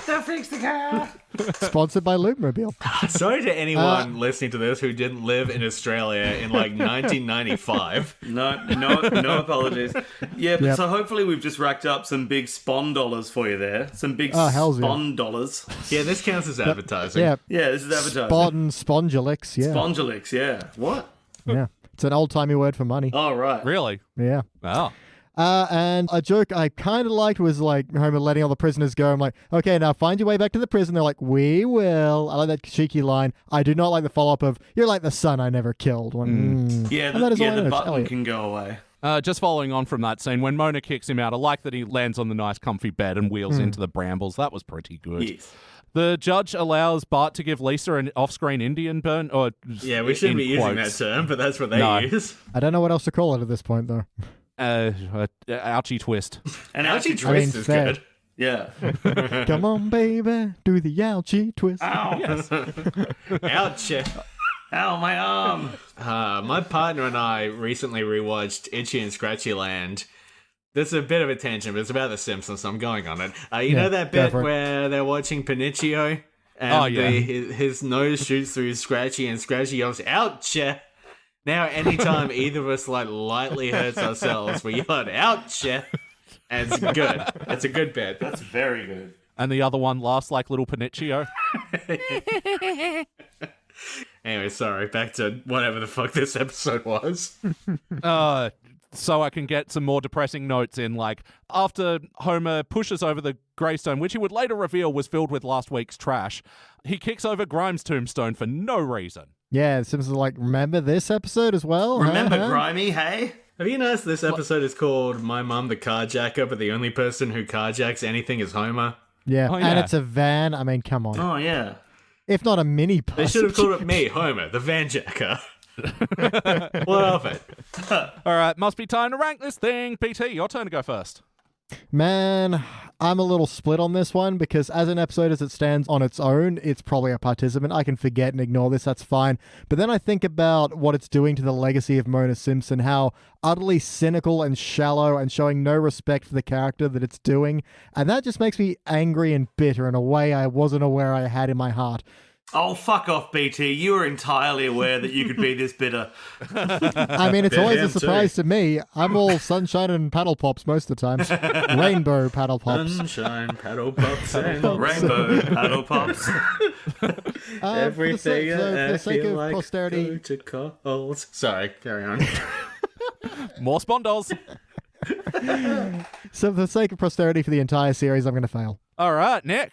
I'm going to go participant. I was thinking fail, but Homer's line about your last act as a mum was to make me a better dad is good enough to keep it out of the fiery pits of failure, in my humble opinion. Yeah, I'm on that failure party fence. I think I'm going to fall into part, especially in comparison. It's definitely not amongst those worst episodes that we've watched, but yeah, there is a lot of hateful neglect with handling the story, but a handful of okay-ish jokes just bring me up. Jekyll, finish it off. Yeah, I'm definitely going participant on this one. I feel like there's a few jokes that kind of work in here. I think Glenn Close is good, and I think the idea of bringing back Mona is a good idea, even if they fucked it pretty hard. And also, I know how much worse this show can get, and I feel like last time we came on, I failed an episode that I hated like a lot more than I hated this one. So yeah, it's a participant. It's bad. Oh, I still remember how much I still remember how much the Bard of War just bummed us out. Yeah. What a bad racist episode. All right, well, that'll be averaging out into a dull participant, which sounds very right for this one. It'll be the third episode from season 15 to be dull participated. It'll be joining Catch 'Em If You Can, which is, a parody of Catch Me If You Can, except Bart and Lisa are trying to catch up to Marge and Homer, who just want to fuck in peace. That's a good movie. Yep, like we all do. Just want a fucking piece, yeah. And recently reviewed Bart Mangled Banner, where Bart accidentally moons the flag, and... How is that a concept for an episode? I was listening to that review last night as I was somewhat drunkenly falling off to sleep, and I was so confused when you were outlining the plot for the episode. I had to keep rewinding the episode of the pod and go, hang on, what? It was one of the most temporarily deaf and can't hear people booing when his pants fall down in front of the flag. Like, Yeah. I thought I was when a donkey rips his pants I off. thought I was having a fucking fever dream. Wait, a donkey rips it? Nah, I'll just listen to the episode. It's fine. It won't make any more sense. No. And then they go to Alcatraz Gitmo, where Elmo's there. Anyway. And kills himself. And kills himself. Oh, okay, good. All right, guys. Time to move on to another Teens Era episode where we're finishing off the Mona trilogy, where we're watching Mona Leaves Are. BT, any ideas what happens in this one? Mona rakes some leaves, and that's her job now, and she kind of puts it into a sculpture of Homer's face, and Homer sees that from an airplane, is like, oh, my mother's alive again, and parachutes down but dies on the way. Ouch. All right, we'll go watch that. We'll be back. And we are back, and we just watched our final episode of the Mona Simpson trilogy. This, of course, was Season 19, Episode Same, Mona Leaves Her. First released in May of '8, it was directed by Mike B. Anderson and Ralph Sosa, written by Joel H. Cohen. In this episode, Mona comes back again, but then she dies for real, apparently, this time. Hey, all, what did we think? Yeah. Ouch! Man, I don't fucking care. Oh, jeez.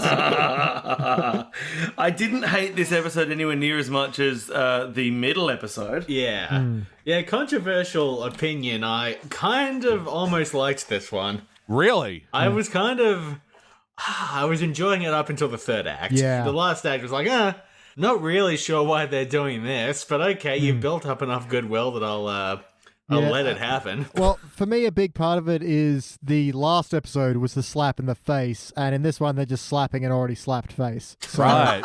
like, the horrendous nature of it is not as horrendous because we've already ruined the thing, you know? But this one is at least about something, apart from, why we should lock all criminals up in prison like the last one. This one, Sure. I don't know, Surprisingly, this it one's is more actually kind of focused. like, it feels like this is what they should have done with the other episode. I don't know, like, I just didn't settle into this one ever. Like, it was just rushing through its paces and also just so many continuity breaks as well, like... There's certainly that. But to its credit, this one does get into it much sooner. I think Mona Simpson has passed away by the first ad break. So that is really, getting through its paces much quicker, much more efficiently than the last one. But it's never addressed that Homer thought that she was dead already. Like, I don't know. Yeah, I mean, when you think someone has been dead for the third time at this point, Yeah. it's like, Yeah. is she though? But at the end of that last episode, I guess if I'm to be generous, and you know me, I have a generous nature, I like to be generous. At the end of the last one, he thought she was alive. Yeah. Because he Yeah. read that newspaper and he didn't see the message from her, but he saw a different one. Yeah, but no one else he did. saw the I'm okay Yeah, message. it's the rest of the family that thought she was dead. And so, yeah, that's another thing that this episode's severely lacking is, like, I guess it had more interaction with Mona and the kids, but in a very indirect way. Yeah. Anyway, let's hook into it. James, we'll start with you. For better or worse, what stands out to you from this episode that you clearly love and are defending? Like, this is just one of the... I feel like a few times now I've been on this podcast, I end up kind of liking the later episode that we end up watching. And I felt like I was saying before, this one has a much more interesting plot. I'm just looking at my notes to try to figure out what I should talk about here, though. I've got something that stands out while you're looking at your notes. Sure, go for it. The insults that Bart records on the teddy bears. One of them is cheese wang. Yep. I like that. Yeah, the whole opening section where they go to the toy store and Yeah. The I don't know, stuff and fuck hug, around for a while. the Stuff and Hug Funworks Love Lab. Yeah, doing a bit of a Build-A-Bear riff. Yeah, but Jordan's Anal Corner, we're shown that they're not Jordan's Anal Corner. like remote activated bears. You have to push the button. There's a button on the bears. This bit doesn't work for me. There's a bear button. Yes. The only possible work around that is that Bart recorded them with various length of paws in front of them and then triggered them all at once. I don't think Bart's clever enough for that. But Cheese Wang, very clever. What about I do like booger breath, and then Homer's like, that's a medical condition. So, Yes. I don't know. This is like this period of The Simpsons. I'm just pleased if nothing is like specifically racist. Like it's like hanging out with that uncle, has some extreme opinions, and then getting out, it's like, well, you know what? That was okay. yeah. I mean, in the Stuff and Hug Funworks Love Lab, there was the bit where the TV was broken and they said, call Eric, I'm Eric. No, call Black Eric. I mean, that wasn't great. Yeah, it's just, Maybe what are we not doing here? Yeah. Yeah. I do like the lead-in joke of like, well, why tell you when I can show you? The video's broken. Yeah. Yeah, I didn't I mind walk that. and we can dance. Alright, I've got a specific thing What to you talk got? about in this opening section of this, And the just podcast. a reminder, we've already discussed Cheese Wang. Okay, well, I've got nothing then. Okay, so look, I'm gonna get into our regular section, a close reading of Glenn Close, where we talk about the performance of Glenn Close. This one is interesting. I had to look up to just double check that it was still Glenn Close because this is a noticeably different performance in ways that I thought were very interesting. She's really playing the age of Mona in this one in a way that is much more noticeable if you've watched all 3 episodes. back to back. There's a real like change in the performance. And the second one, she was good in the second one, maybe a little bored. This one, she's a bit more locked into like, this is a Mona who's older and is more regretful and is, at the end of her life and is kind of reflecting back on all of this. And, there's like a more of a softness to her. And I thought that was very interesting. I thought Glenn Close, who, as we all know, is, one of the actors who has lost the Academy Award to Olivia Colman. I forget the exact ref joke I made earlier. But anyway, she's good in this. I think it is good. I think it's a good performance. And I think it sort of really elevates the first half or so of this episode. Yeah. And to play her a bit more aged makes sense that she then passes away, kind of maybe a little hint to that. Yeah, and I also think, like, bringing her back and then making the story, this is the third time she's come back and now Homer has trust issues around this, is a fundamentally pretty good idea. I like most of that stuff. I think the episode's working pretty well and doesn't really change into a register I don't care about too much until they discover all that weird shit in the mountain in the last third of the movie episode. No, we went on an epic tale. It does feel like a movie. Yeah, and that has been a close reading of Glenn Close. Yeah, I assume this is like installment 25 of that series. Now closed. Ooh. Yeah, but I don't know, like Homer sort of outwardly explaining his feelings, like, I don't know, I felt like it was very, this is how I'm feeling, like, and not sort of doing stuff. Yeah, I do like his line of, I'm fine, it's my feelings that are angry. Yeah, could have done without, you already ate the pie, well, I'm not gonna digest it. That was I verbally grimaced at that. Verbally grimaced. Yeah. He made the noise of the grimace. Yeah, I did. I was a real grimace man. Grimace! I was the what does the McDonald's Twitter say? Grimace is the embodiment of a milkshake. I believe so. Yes. Yeah. I don't know that that's the McDonald's Twitter that's saying that. No, isn't that part of McDonald's lore? No, it was confirmed on McDonald's Twitter.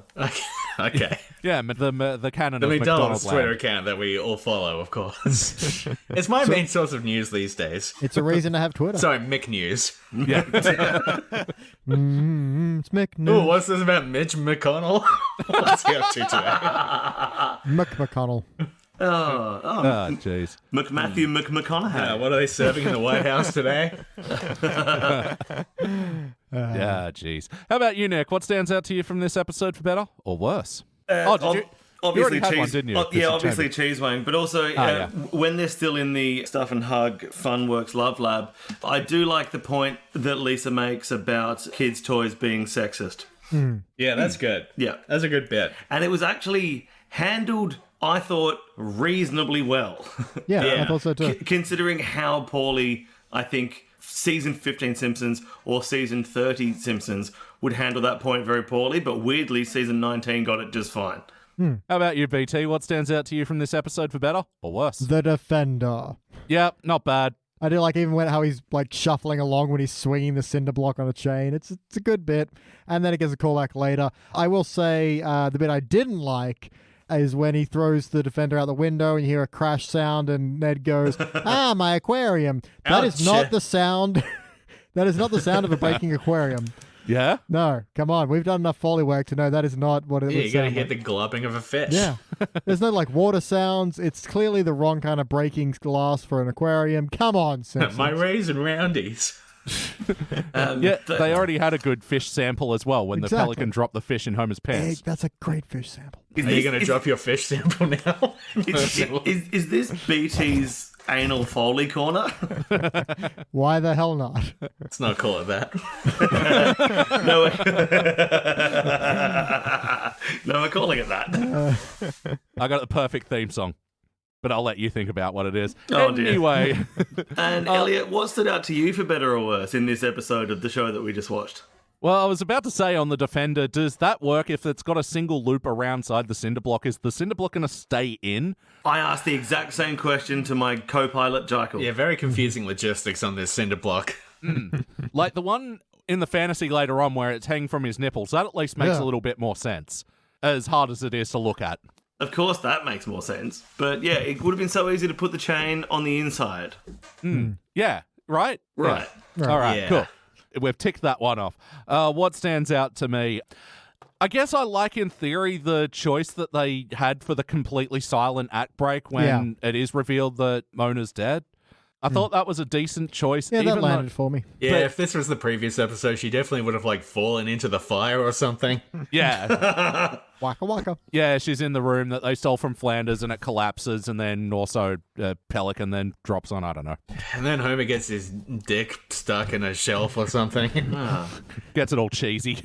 Toaster falls on his head. And then a Mexican person walks by and says something racist. Yeah. Yeah.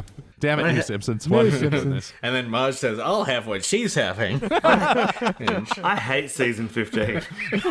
Yeah. How about the wackiness of this episode? Was this a particularly wacky episode of The Simpsons? I mean, the knife that got lodged 3 inches in Homer's skull was pretty wacky. Marge carrying Homer up the hill was pretty, Yeah. there's some strong gams on that lady.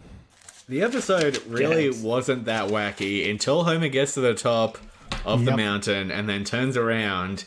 And then you realize there's still like 6 minutes left of this episode, and now it's going to be like an espionage thriller. It really felt so tacked on. It's weird. It doesn't feel like a parody of Bond. It feels like a parody of Austin Powers. Like, that's how just overly whack it is.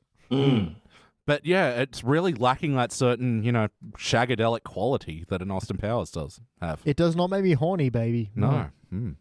Little bit. Also, Sorry, that was right into the mic. That was hilarious. Yeah.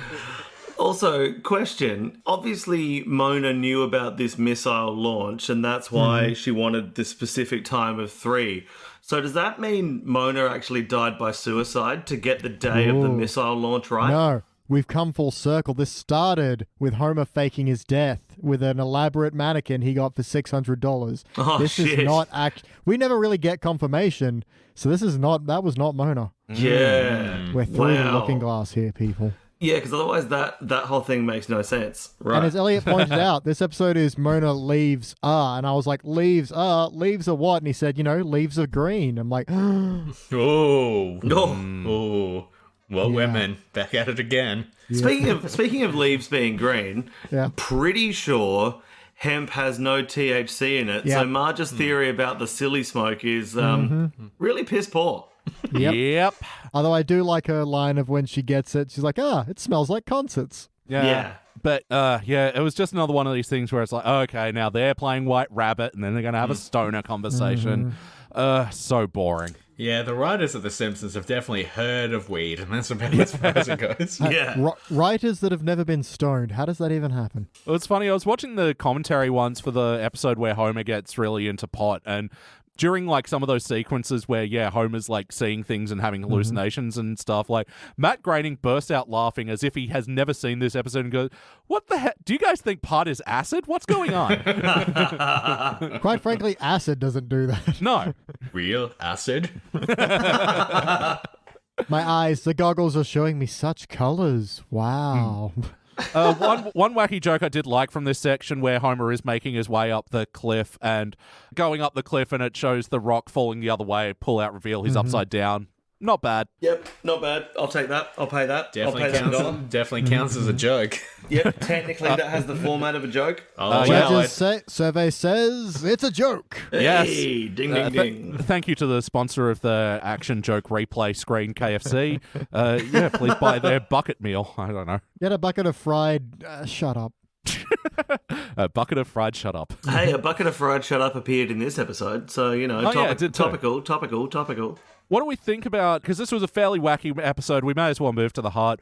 What do we think about the whole heart thing and how they tie in like Homer's food obsession with his trauma and everything? I did not like it because it breaks canon, because Mona's all like, I've got to go chain myself to a submarine now. It's like, first of all, your first act of rebellion was the Burns bombing, but okay, let's even if we take that, she just walks away and Homer's like expecting a hug. He's like, that was never Mona. She always cared about him when she was there. She had to leave for other reasons. Yeah. Yeah, I mean, the montage at the end of all the sweet Homer Mona moments, fucking hell. That felt, again, completely unearned in the context of the episode for me, I think. Yeah. Like, it was aiming for heart, but it didn't actually do the heavy lifting to get us there. No, definitely. And that's sort of what this episode felt like to me. And and especially some of Homer and Mona's conversations, like, it felt like they weren't motivated by the events of previous episodes at all. Like they were inventing a new narrative just for this episode. Yeah, because you did say in the first one it would have been kind of nice maybe to see Mona as a bit more of an arse in the sense that maybe she was neglectful, but that's not what was established. So to do that now is just breaking what made that first episode so impactful. Yeah. And yeah, if they'd done it from the beginning, sure, but they're just rewriting history now. I don't know. I'm conflicted on this. I feel like this episode is working within the confines of being the third episode about her and like the third time she has appeared after disappearing, and a lot of this is sort of like, let's visit things we didn't visit in the first two because it feels very different to Homer now, and this is like different circumstances and it feels different, and he's in a very different place mentally about it. Yeah. And I do wonder if, if this is meant to be like how he remembers things and he's maybe leaving a few things out, or he's cherry picking the worst sort of incidences of her being weird around the house. Yeah, fair. Because, you have that sort of sweeter memory at the end, which seems to be when he's sort of, reflecting on her more fondly. Which, I don't know, that's kind of how memory works sometimes, isn't it? You sort of like, you remember someone in an entirely negative light, and then like something creeps through and you're like, oh, wait, no, there was more to it than that. Yeah. Yeah, fair. This is, again, me being, like, unexpectedly defending a later period episode that I didn't expect to like. But, yeah. Plot twist, fucking... This one really does feel like it's trying, though. This one feels like it has ideas and thoughts, and it's sort of working through them. To its credit, it is trying something different, but some of that just does not gel at all. Like, there's a bit in the beginning where Mona's all like, oh, I finally want to stop running and be your mom. I realize you're the most important thing in the world to me. It's like, you always knew that. That was the pain of what you were going through to begin with. Whereas, it's just the rewrite that really doesn't fit, and that's what's annoying. Yeah. I appreciate they had the idea, but it just doesn't compact with what we've got already. But ultimately, does this feel like an episode of The Simpsons? How's the character integrity? I mean, it's a parody of Austin Powers. Character integrity is fine up until the end of the second act. And from there it starts to go a little bit. Although I think Homer enjoying being pushed around on the rocket or the missile, that's probably vintage Golden Retriever Homer. But yeah, it feels Simpsons-y until it stops feeling Simpsons-y, which is about 2/3 of the way through the Simpsons episode. Yep, that's fair. I do like a little touch like Mona wrapping up her will by having animal bloopers because she knows Homer will enjoy them.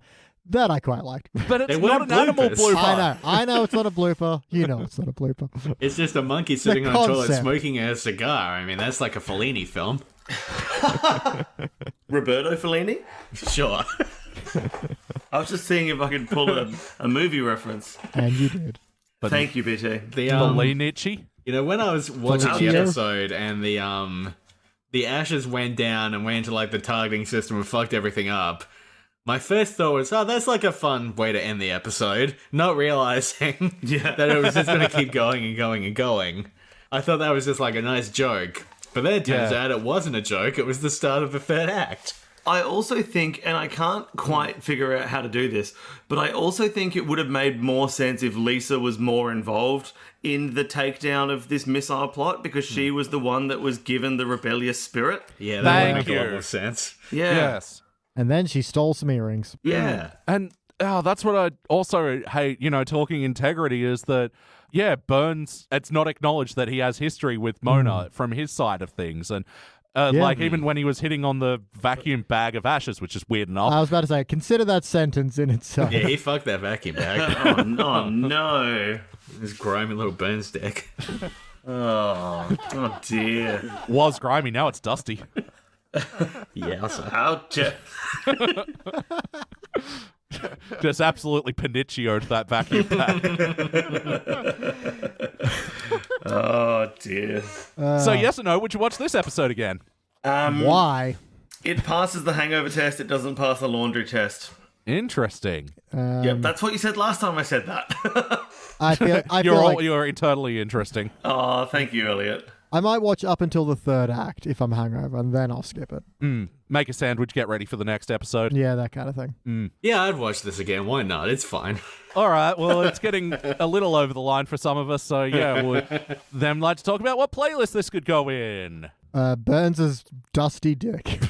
Playlists of episodes that involve Mona Simpson, the mother of Homer Simpson. Explain further, Nick. Well, we've just done exactly that. Okay. So we've been, I suppose we have. Yes. Wait a minute. Hachi I never machi. made this connection. Well, actually, just going on from that, there's a few HD era episodes which have flashback sequences to, like, specifically Mona and Grandpa's relationship. And yeah, a lot of future episodes after this that have done this flashback have really shown, like, them having a really bickering and just depressing relationship. And yeah, like their verbal abuse towards each other and how it impacted Homer, which again was never part of any of this. But yeah, so don't watch New Simpsons, is what I'm saying. Don't watch New Simpsons. Good advice. A homemade self-defense weapon playlist. So put this with that's how you turn one gun into 5 guns. Oh yeah, and then cross-series playlist with Futurama with the Franklinator. The Franklinator is a very good weapon. Yeah, I'm sure there's other improvised weapons out there. Sack of doorknobs. Yeah, Oh, of exactly. course. Exactly.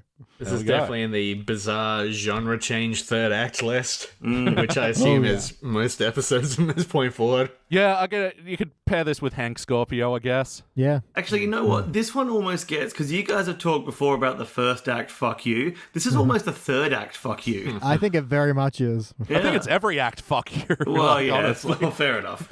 The first two are reasonably cohesive. It's just, that third one. My God. All right, well, let's get into why it sucks and what would change about it. BT, what would you like to change about this episode? The entire third act. All right. And little bits and pieces elsewhere, but that's really where your main problem is. If you have to have this whole sabotage the missile thing, then don't go to the whole, Austin Powers parody. Have it Homer trying to reconcile the idea of, my mom's last wish was to sabotage this and not anything about me, and just have that kind of disappointment and come to the realization that this was important to her, and making you a part of that was her, last gift. Something like that. I don't know. I'm not being paid here. No, if anything, I'm taking money from you. No, I know, bastard. Yeah, why are we paying for this?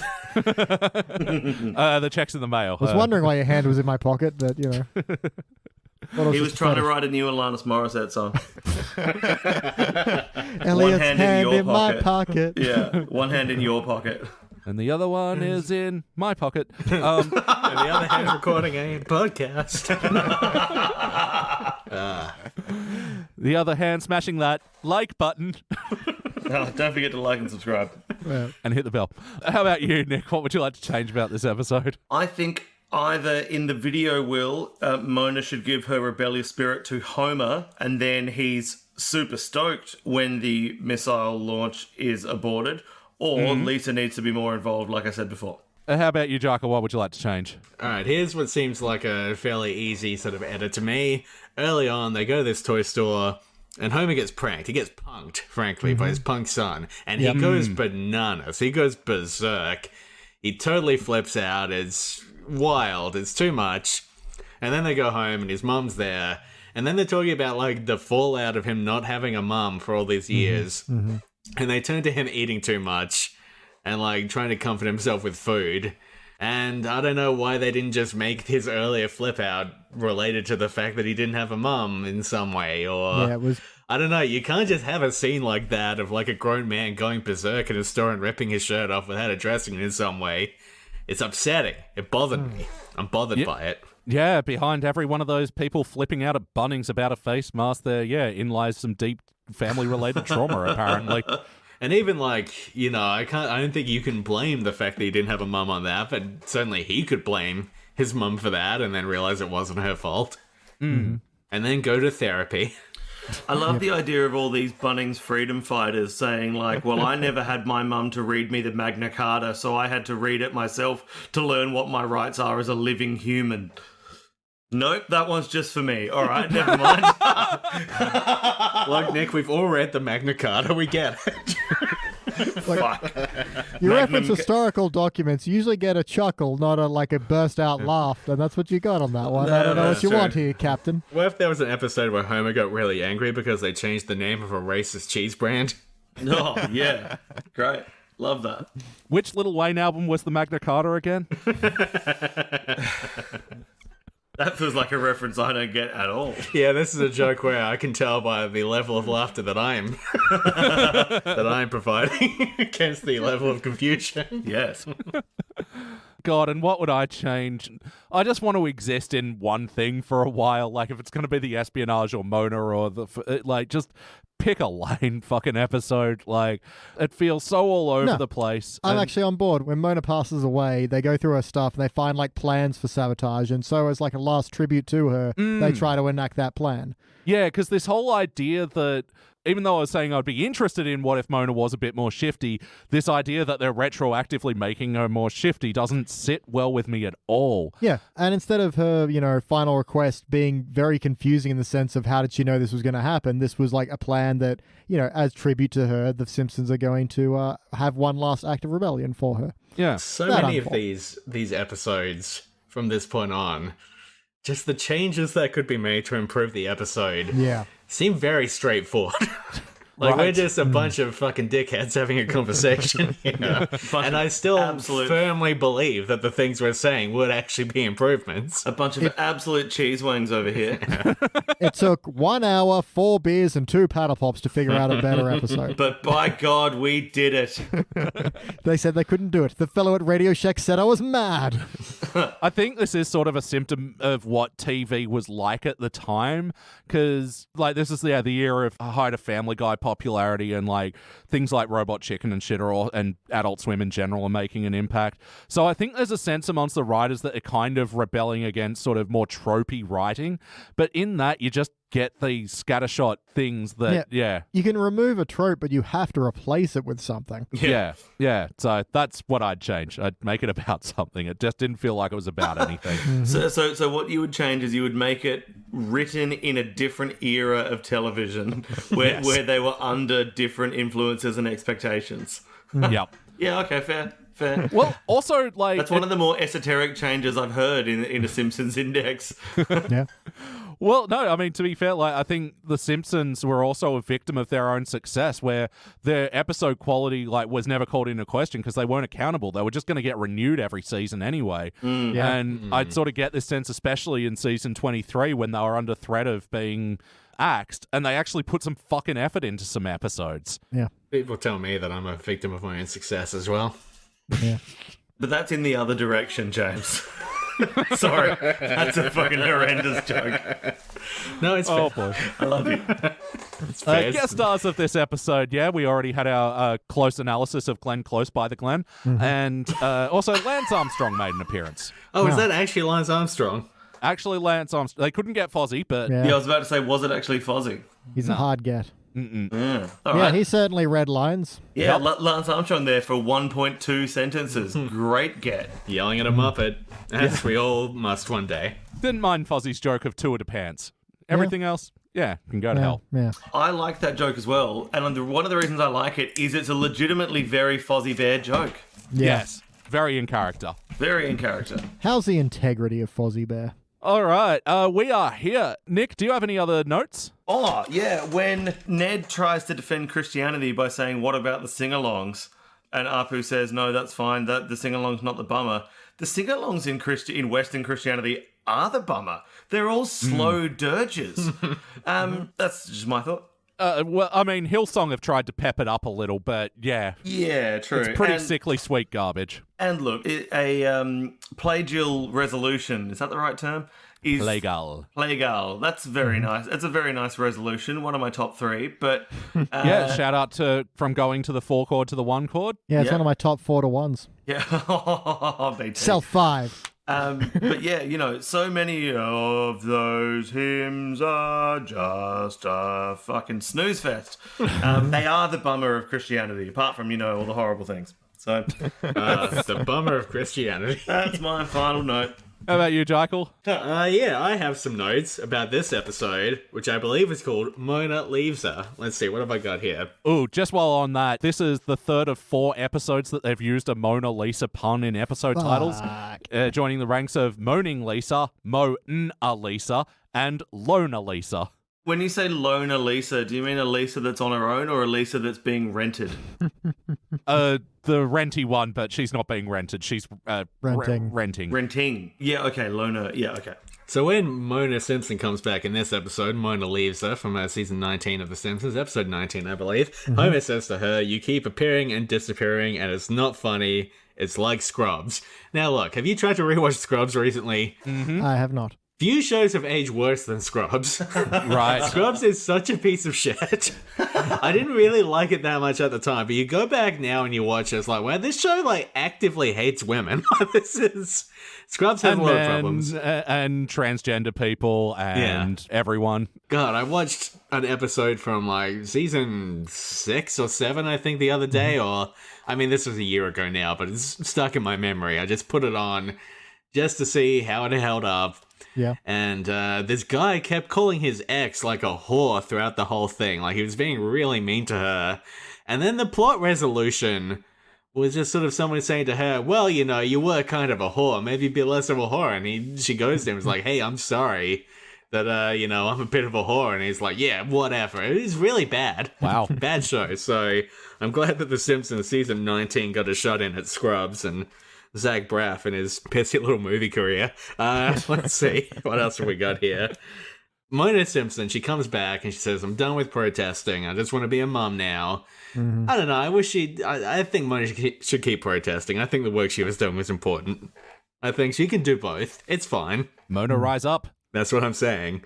Grandpa wearing tap shoes to the wake is the kind of joke that I think just about manages to walk the line of being kind of funny. Really? I feel like that's a controversial opinion, but just the way it's set up and Dan Castellaneta's performance, the fact that he's like sad, but then when he gets up to walk, the shoes make the noise.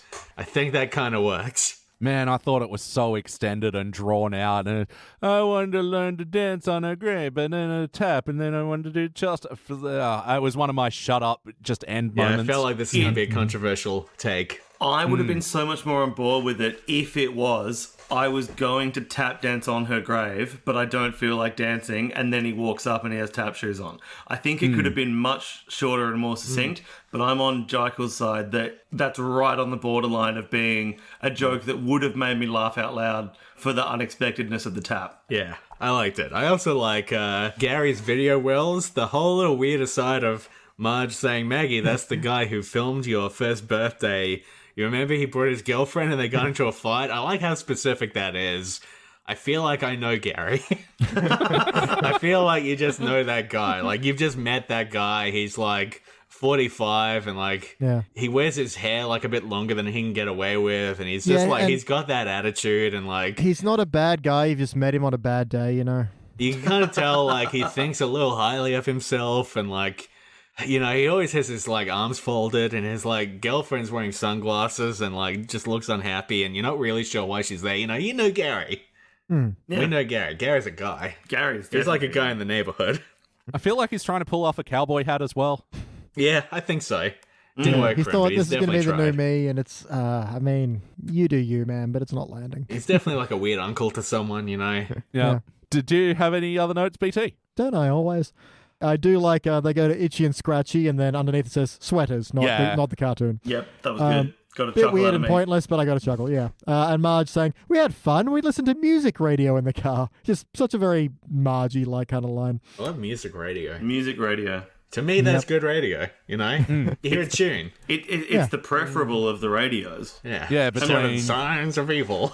Yeah, I reckon it goes music radio, talkback radio, aka podcast, and then Pulp Fury Radio, now available wherever you get your podcast. Pulp Fury Radio, a very good thing that I've listened to all of. Yeah, And, it's good. Oh, really? We like it. Oh, thank you. Oh, thank you, yeah.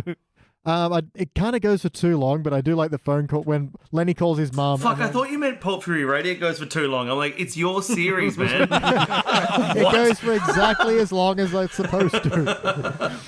Yeah, we are brutal on it on our after show, the podcast where we analyze the work we just did. I never stop analyzing the work I did, don't worry. But back to The Simpsons. The riff where Lenny calls his mum and then she wants to speak to Carl, and then I do like the joke of Carl hanging up and turns to Mo and says, oh, by the way, Mo, Lenny's mum says he loves you. I enjoyed that. Yep.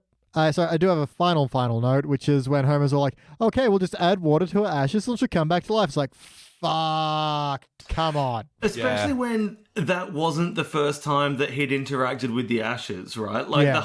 the whole premise to get us up there to the top of the mountain was that he was taking the ashes. He's indicated he knows how ashes work. Like, I don't get it. Yeah, it's a bad point for that joke, and it's a bad joke to begin with.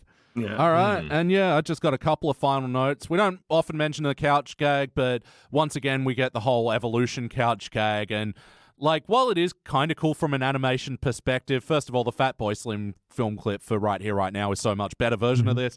And also, you just know What about it's the gonna... one for Funk Soul Brother? That's better as well.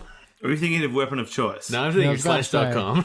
All good film clips from Fatboy Slim. There's a hairdresser in South Australian regional town of Gawler called Fatboy Trims, just so everyone knows. Nice. Did you hear about him going to prison for embezzlement, though? It turns out Fatboy skims. Oh, good. I love that. Anyone got anyone more? Hang on. We're all just going through the IMS words now. Yeah. Sure, this is riveting for the list. If he eats ass, fat boy rims. I was going to make a joke about him going into the English Channel, but yeah, that one's way dirtier. Yep, Fat Boy drowns. Wait.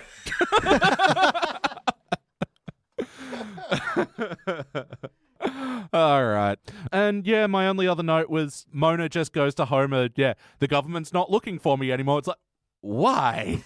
You're just breezing over that point. Anyway, it's time to rank this thing, and it's Jekyll's turn to go first. My turn to go first. Look, up until the point where they climbed the mountain and they got to the top, I was thinking, controversially in my head, this is probably like a silver level episode. I'm quite liking it. I'm enjoying it. All of that shit pulled it back down a bit, but I'm still going to give it a bronze because I kind of liked it. I thought it was good, by and large. I had a good time. I thought a lot of the emotional beats worked. I thought it was a good idea for an episode apart from the last third of it. I don't know, this episode kind of worked for me. I'm giving it a bronze. And BT, you're next. Man, I'm very split again. Unlike the last one where I was split between taking it as a single episode versus taking it as part of a show, this one, because the last episode already burned down the house, this one is just pissing on the ashes. We don't want piss on the ashes, however, we also don't want there to be ashes to begin with. Sometimes you want them to stop smoldering, though, you know? Yeah. So it's I have less distaste for this one than I did for the other one. That said, it's not a good episode. I would have, if I was feeling generous, and I never am, bronzed the first two acts and then failed the last part. Or maybe participant in the first two acts, but always stick the landing. Yeah, I feel like I'm going to forget this one a lot more than the last one. I'm on a participate, and I'm just figuring it out. I'll say participant. I reserve the right to blur things out later. All right, Nick. Yeah, I think it's going to be a participant as well. There were a couple of things I liked, but not enough to drag me out of the fact that I'm not going to remember this episode. I found this so, quite frankly, surprising. I fucking hated this. I hated it so much more than the last like, not so much more, just a little bit more than the last episode because, I agree, it had some good ideas, but it just squandered it, and it didn't know what it was doing, and it didn't know its past, and I just found this to be so miserable and boring, quite frankly. Especially, high-stakes espionage final act should be exciting, but I was just bored by it, and so I'm giving a big old F. Click me down to a fail, because now that I've lived with a participant for almost an entire minute, I can't stand it anymore. You're going down to fail as well. Yeah, participant didn't sit right the second I said it. You know what, bump me up to cubic zirconia. Fucking now I gotta do math. BPF, so that's a participant average, so it's a dull participant now? Yeah, or just straight participant by a split. No, it's because 2 Fs and a P and a B. So that would be 2 fucks and a peanut butter sandwich. Now that's an afternoon. What, a whole afternoon? I guess so. Yeah, I mean, the peanut butter sandwich is going to take a while. Yeah, you want it in the middle. You want it sandwiching. Yeah. True. Sandwiches. Yeah, dull participant. That'll be a dull participant, and the third episode from season 19 to be called that. It'll be joining Husbands and Knives, where Homer gets plastic surgery and looks freakish, but then it was literally all just a dream. They do a dream cop-out ending. And Eternal Moonshine of the Simpsons Mind, which gets a mention on a lot of good post-classic episodes, but it's fucking bad. I don't believe I've done that one. They're doing like an Eternal Sunshine of the Spotless Mind. I know I've seen it one. outside of the review context. I just don't think I've done it. Okay. maybe. But this episode, a good episode that everyone liked, and we all felt the same way about that, and that's good. And there'll be no further discussion. All right, guys. Hey, thank you so much for joining us today for the Mona Simpson trilogy. Thanks for having us back, dude. This is always fun being on the Index. Yeah, good times. Yep, always fun to have you guys. You guys got something to plug? We have a podcast. You can listen to it. Maybe I'll edit and put out that episode we recorded 8 months ago at some point. Maybe we'll record another one at some point. Maybe we will. Maybe we shall. We should do that. It's called Pods in the Key of Springfield. I don't know. We've been on this podcast before. People know who we are at this point, maybe. Unless they're jumping damn into well this better. one for the first time. I don't know. But you can listen to it. It's good. I think it's good. I like it personally. Alex Goldman's on one episode. You like Alex Goldman, right? You like Reply All. That's a good podcast. Yeah. Why don't you listen to our episode? What are you afraid of? Just go and do it. I mean, I don't mean to press you. Take it on your own terms. But, it's good. That's my plug. I was doing a road trip with my girlfriend a little while ago, and we listened to Reply All's Case of the Missing Hit, and she really liked that. And then, I chucked on Case of the Missing comic book after that, and we had a good time. That is such a fun episode you guys made. Thank you. That was a fun time. And PT. All right, our other podcast is Thrones of Game. This is where we watch Game of Thrones backwards. And if you're hungry for more Game of Thrones content, we're the only game out there. I actually had a look at some of the other ones that started in Season 8 of Game of Thrones. They all gave up because they're a bunch of weaklings. We're still going strong. So, boom. Watch this, watch that. It's cock talk, Zip. That was cocky talk. Thank you very much. And our other podcast is Pulp Fury Radio. This is our scripted fiction podcast across a range of pulp genres like horror, fantasy, noir, and mystery. So if you're tired of white guys giving their opinions of TV shows, this is the antidote. Just get an escape from the ordinary and listen to some smashing fiction read by some amazing actors. And it's good. I'm very proud of that work. Mashing Fiction would have been a good name. So, Damn it. Instead of slash fiction, could have been smash fiction. something I really enjoy about Pulp Fury Radio, obviously the stories are genuinely very engaging, but as someone who has been a long-time Index listener now, I enjoy playing Spot the Voice and just going, I reckon that's Ellen, or I reckon that's Sean from One Good Thing. Just lots of voices that I'm always on the lookout for. Nice. You should bring us on next season. We'll be like a mysterious scientist and his companion. I'll be the companion. Some kind of doctor with some colossal. Yeah, some sort of colossal doctor, Yeah. It really writes itself. Yeah. I have genuinely tried to work out a story where a bunch of podcasts are suddenly get taken with some sort of disastrous event and trying to rope in a bunch of you guys, but Like The Ring, but it's just called The Pod. yes. Like they're all recording a reaction podcast or something. Oh, okay, this might have to take this off pod. But until then, yes, thank you so much for joining us. Thank you, Jekyll. Thank you. Thank you, Nick. Oucha. Thank you, PT. Hoy hoy. And I've been your host, Elliot J. O'Neill. That's all the mustard in the house. What kind of mustard, Elliot?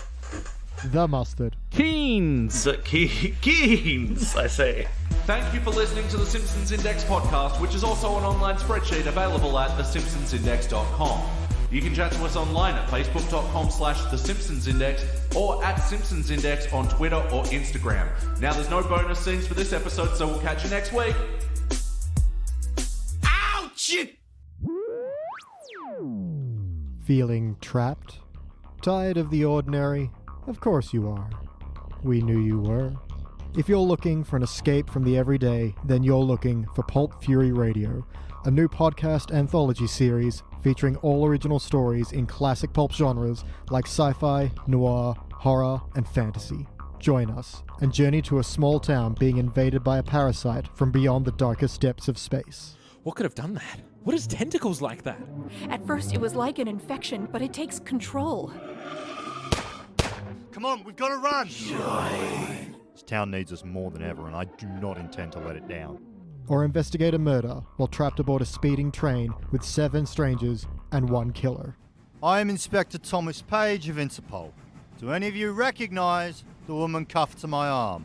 Irma, die Wölfin von Majdanek. I have 5 minutes to find out just which one of you is a traitor working with this Nazi. We've gone over everybody's story, and as far as we can tell, everyone is who they say they are. Oh, I see. So, we wait to see who dies next to narrow down the search. Stay back. Perhaps you prefer selling insurance in a world of fantasy and magic.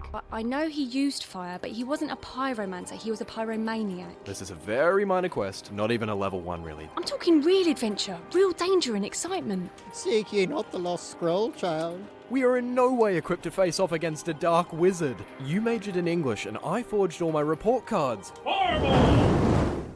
Or solve a crime of murder, mystery, and music. Fearless Felix Phoenix is the name. So, what can I do for you, detective? You're wrong, Felix. Don't you feel it? Sorry, kitten, but feelings don't matter when there's no proof. Ready? Let's jam. Each episode comes fully loaded with suspense, action, mystery, and drama, all to help you escape from your everyday. You can find out more at pulpfuryradio.com, with our first episode coming soon to wherever you get your podcasts. Come on, your adventure awaits! Or whatever. Ouch!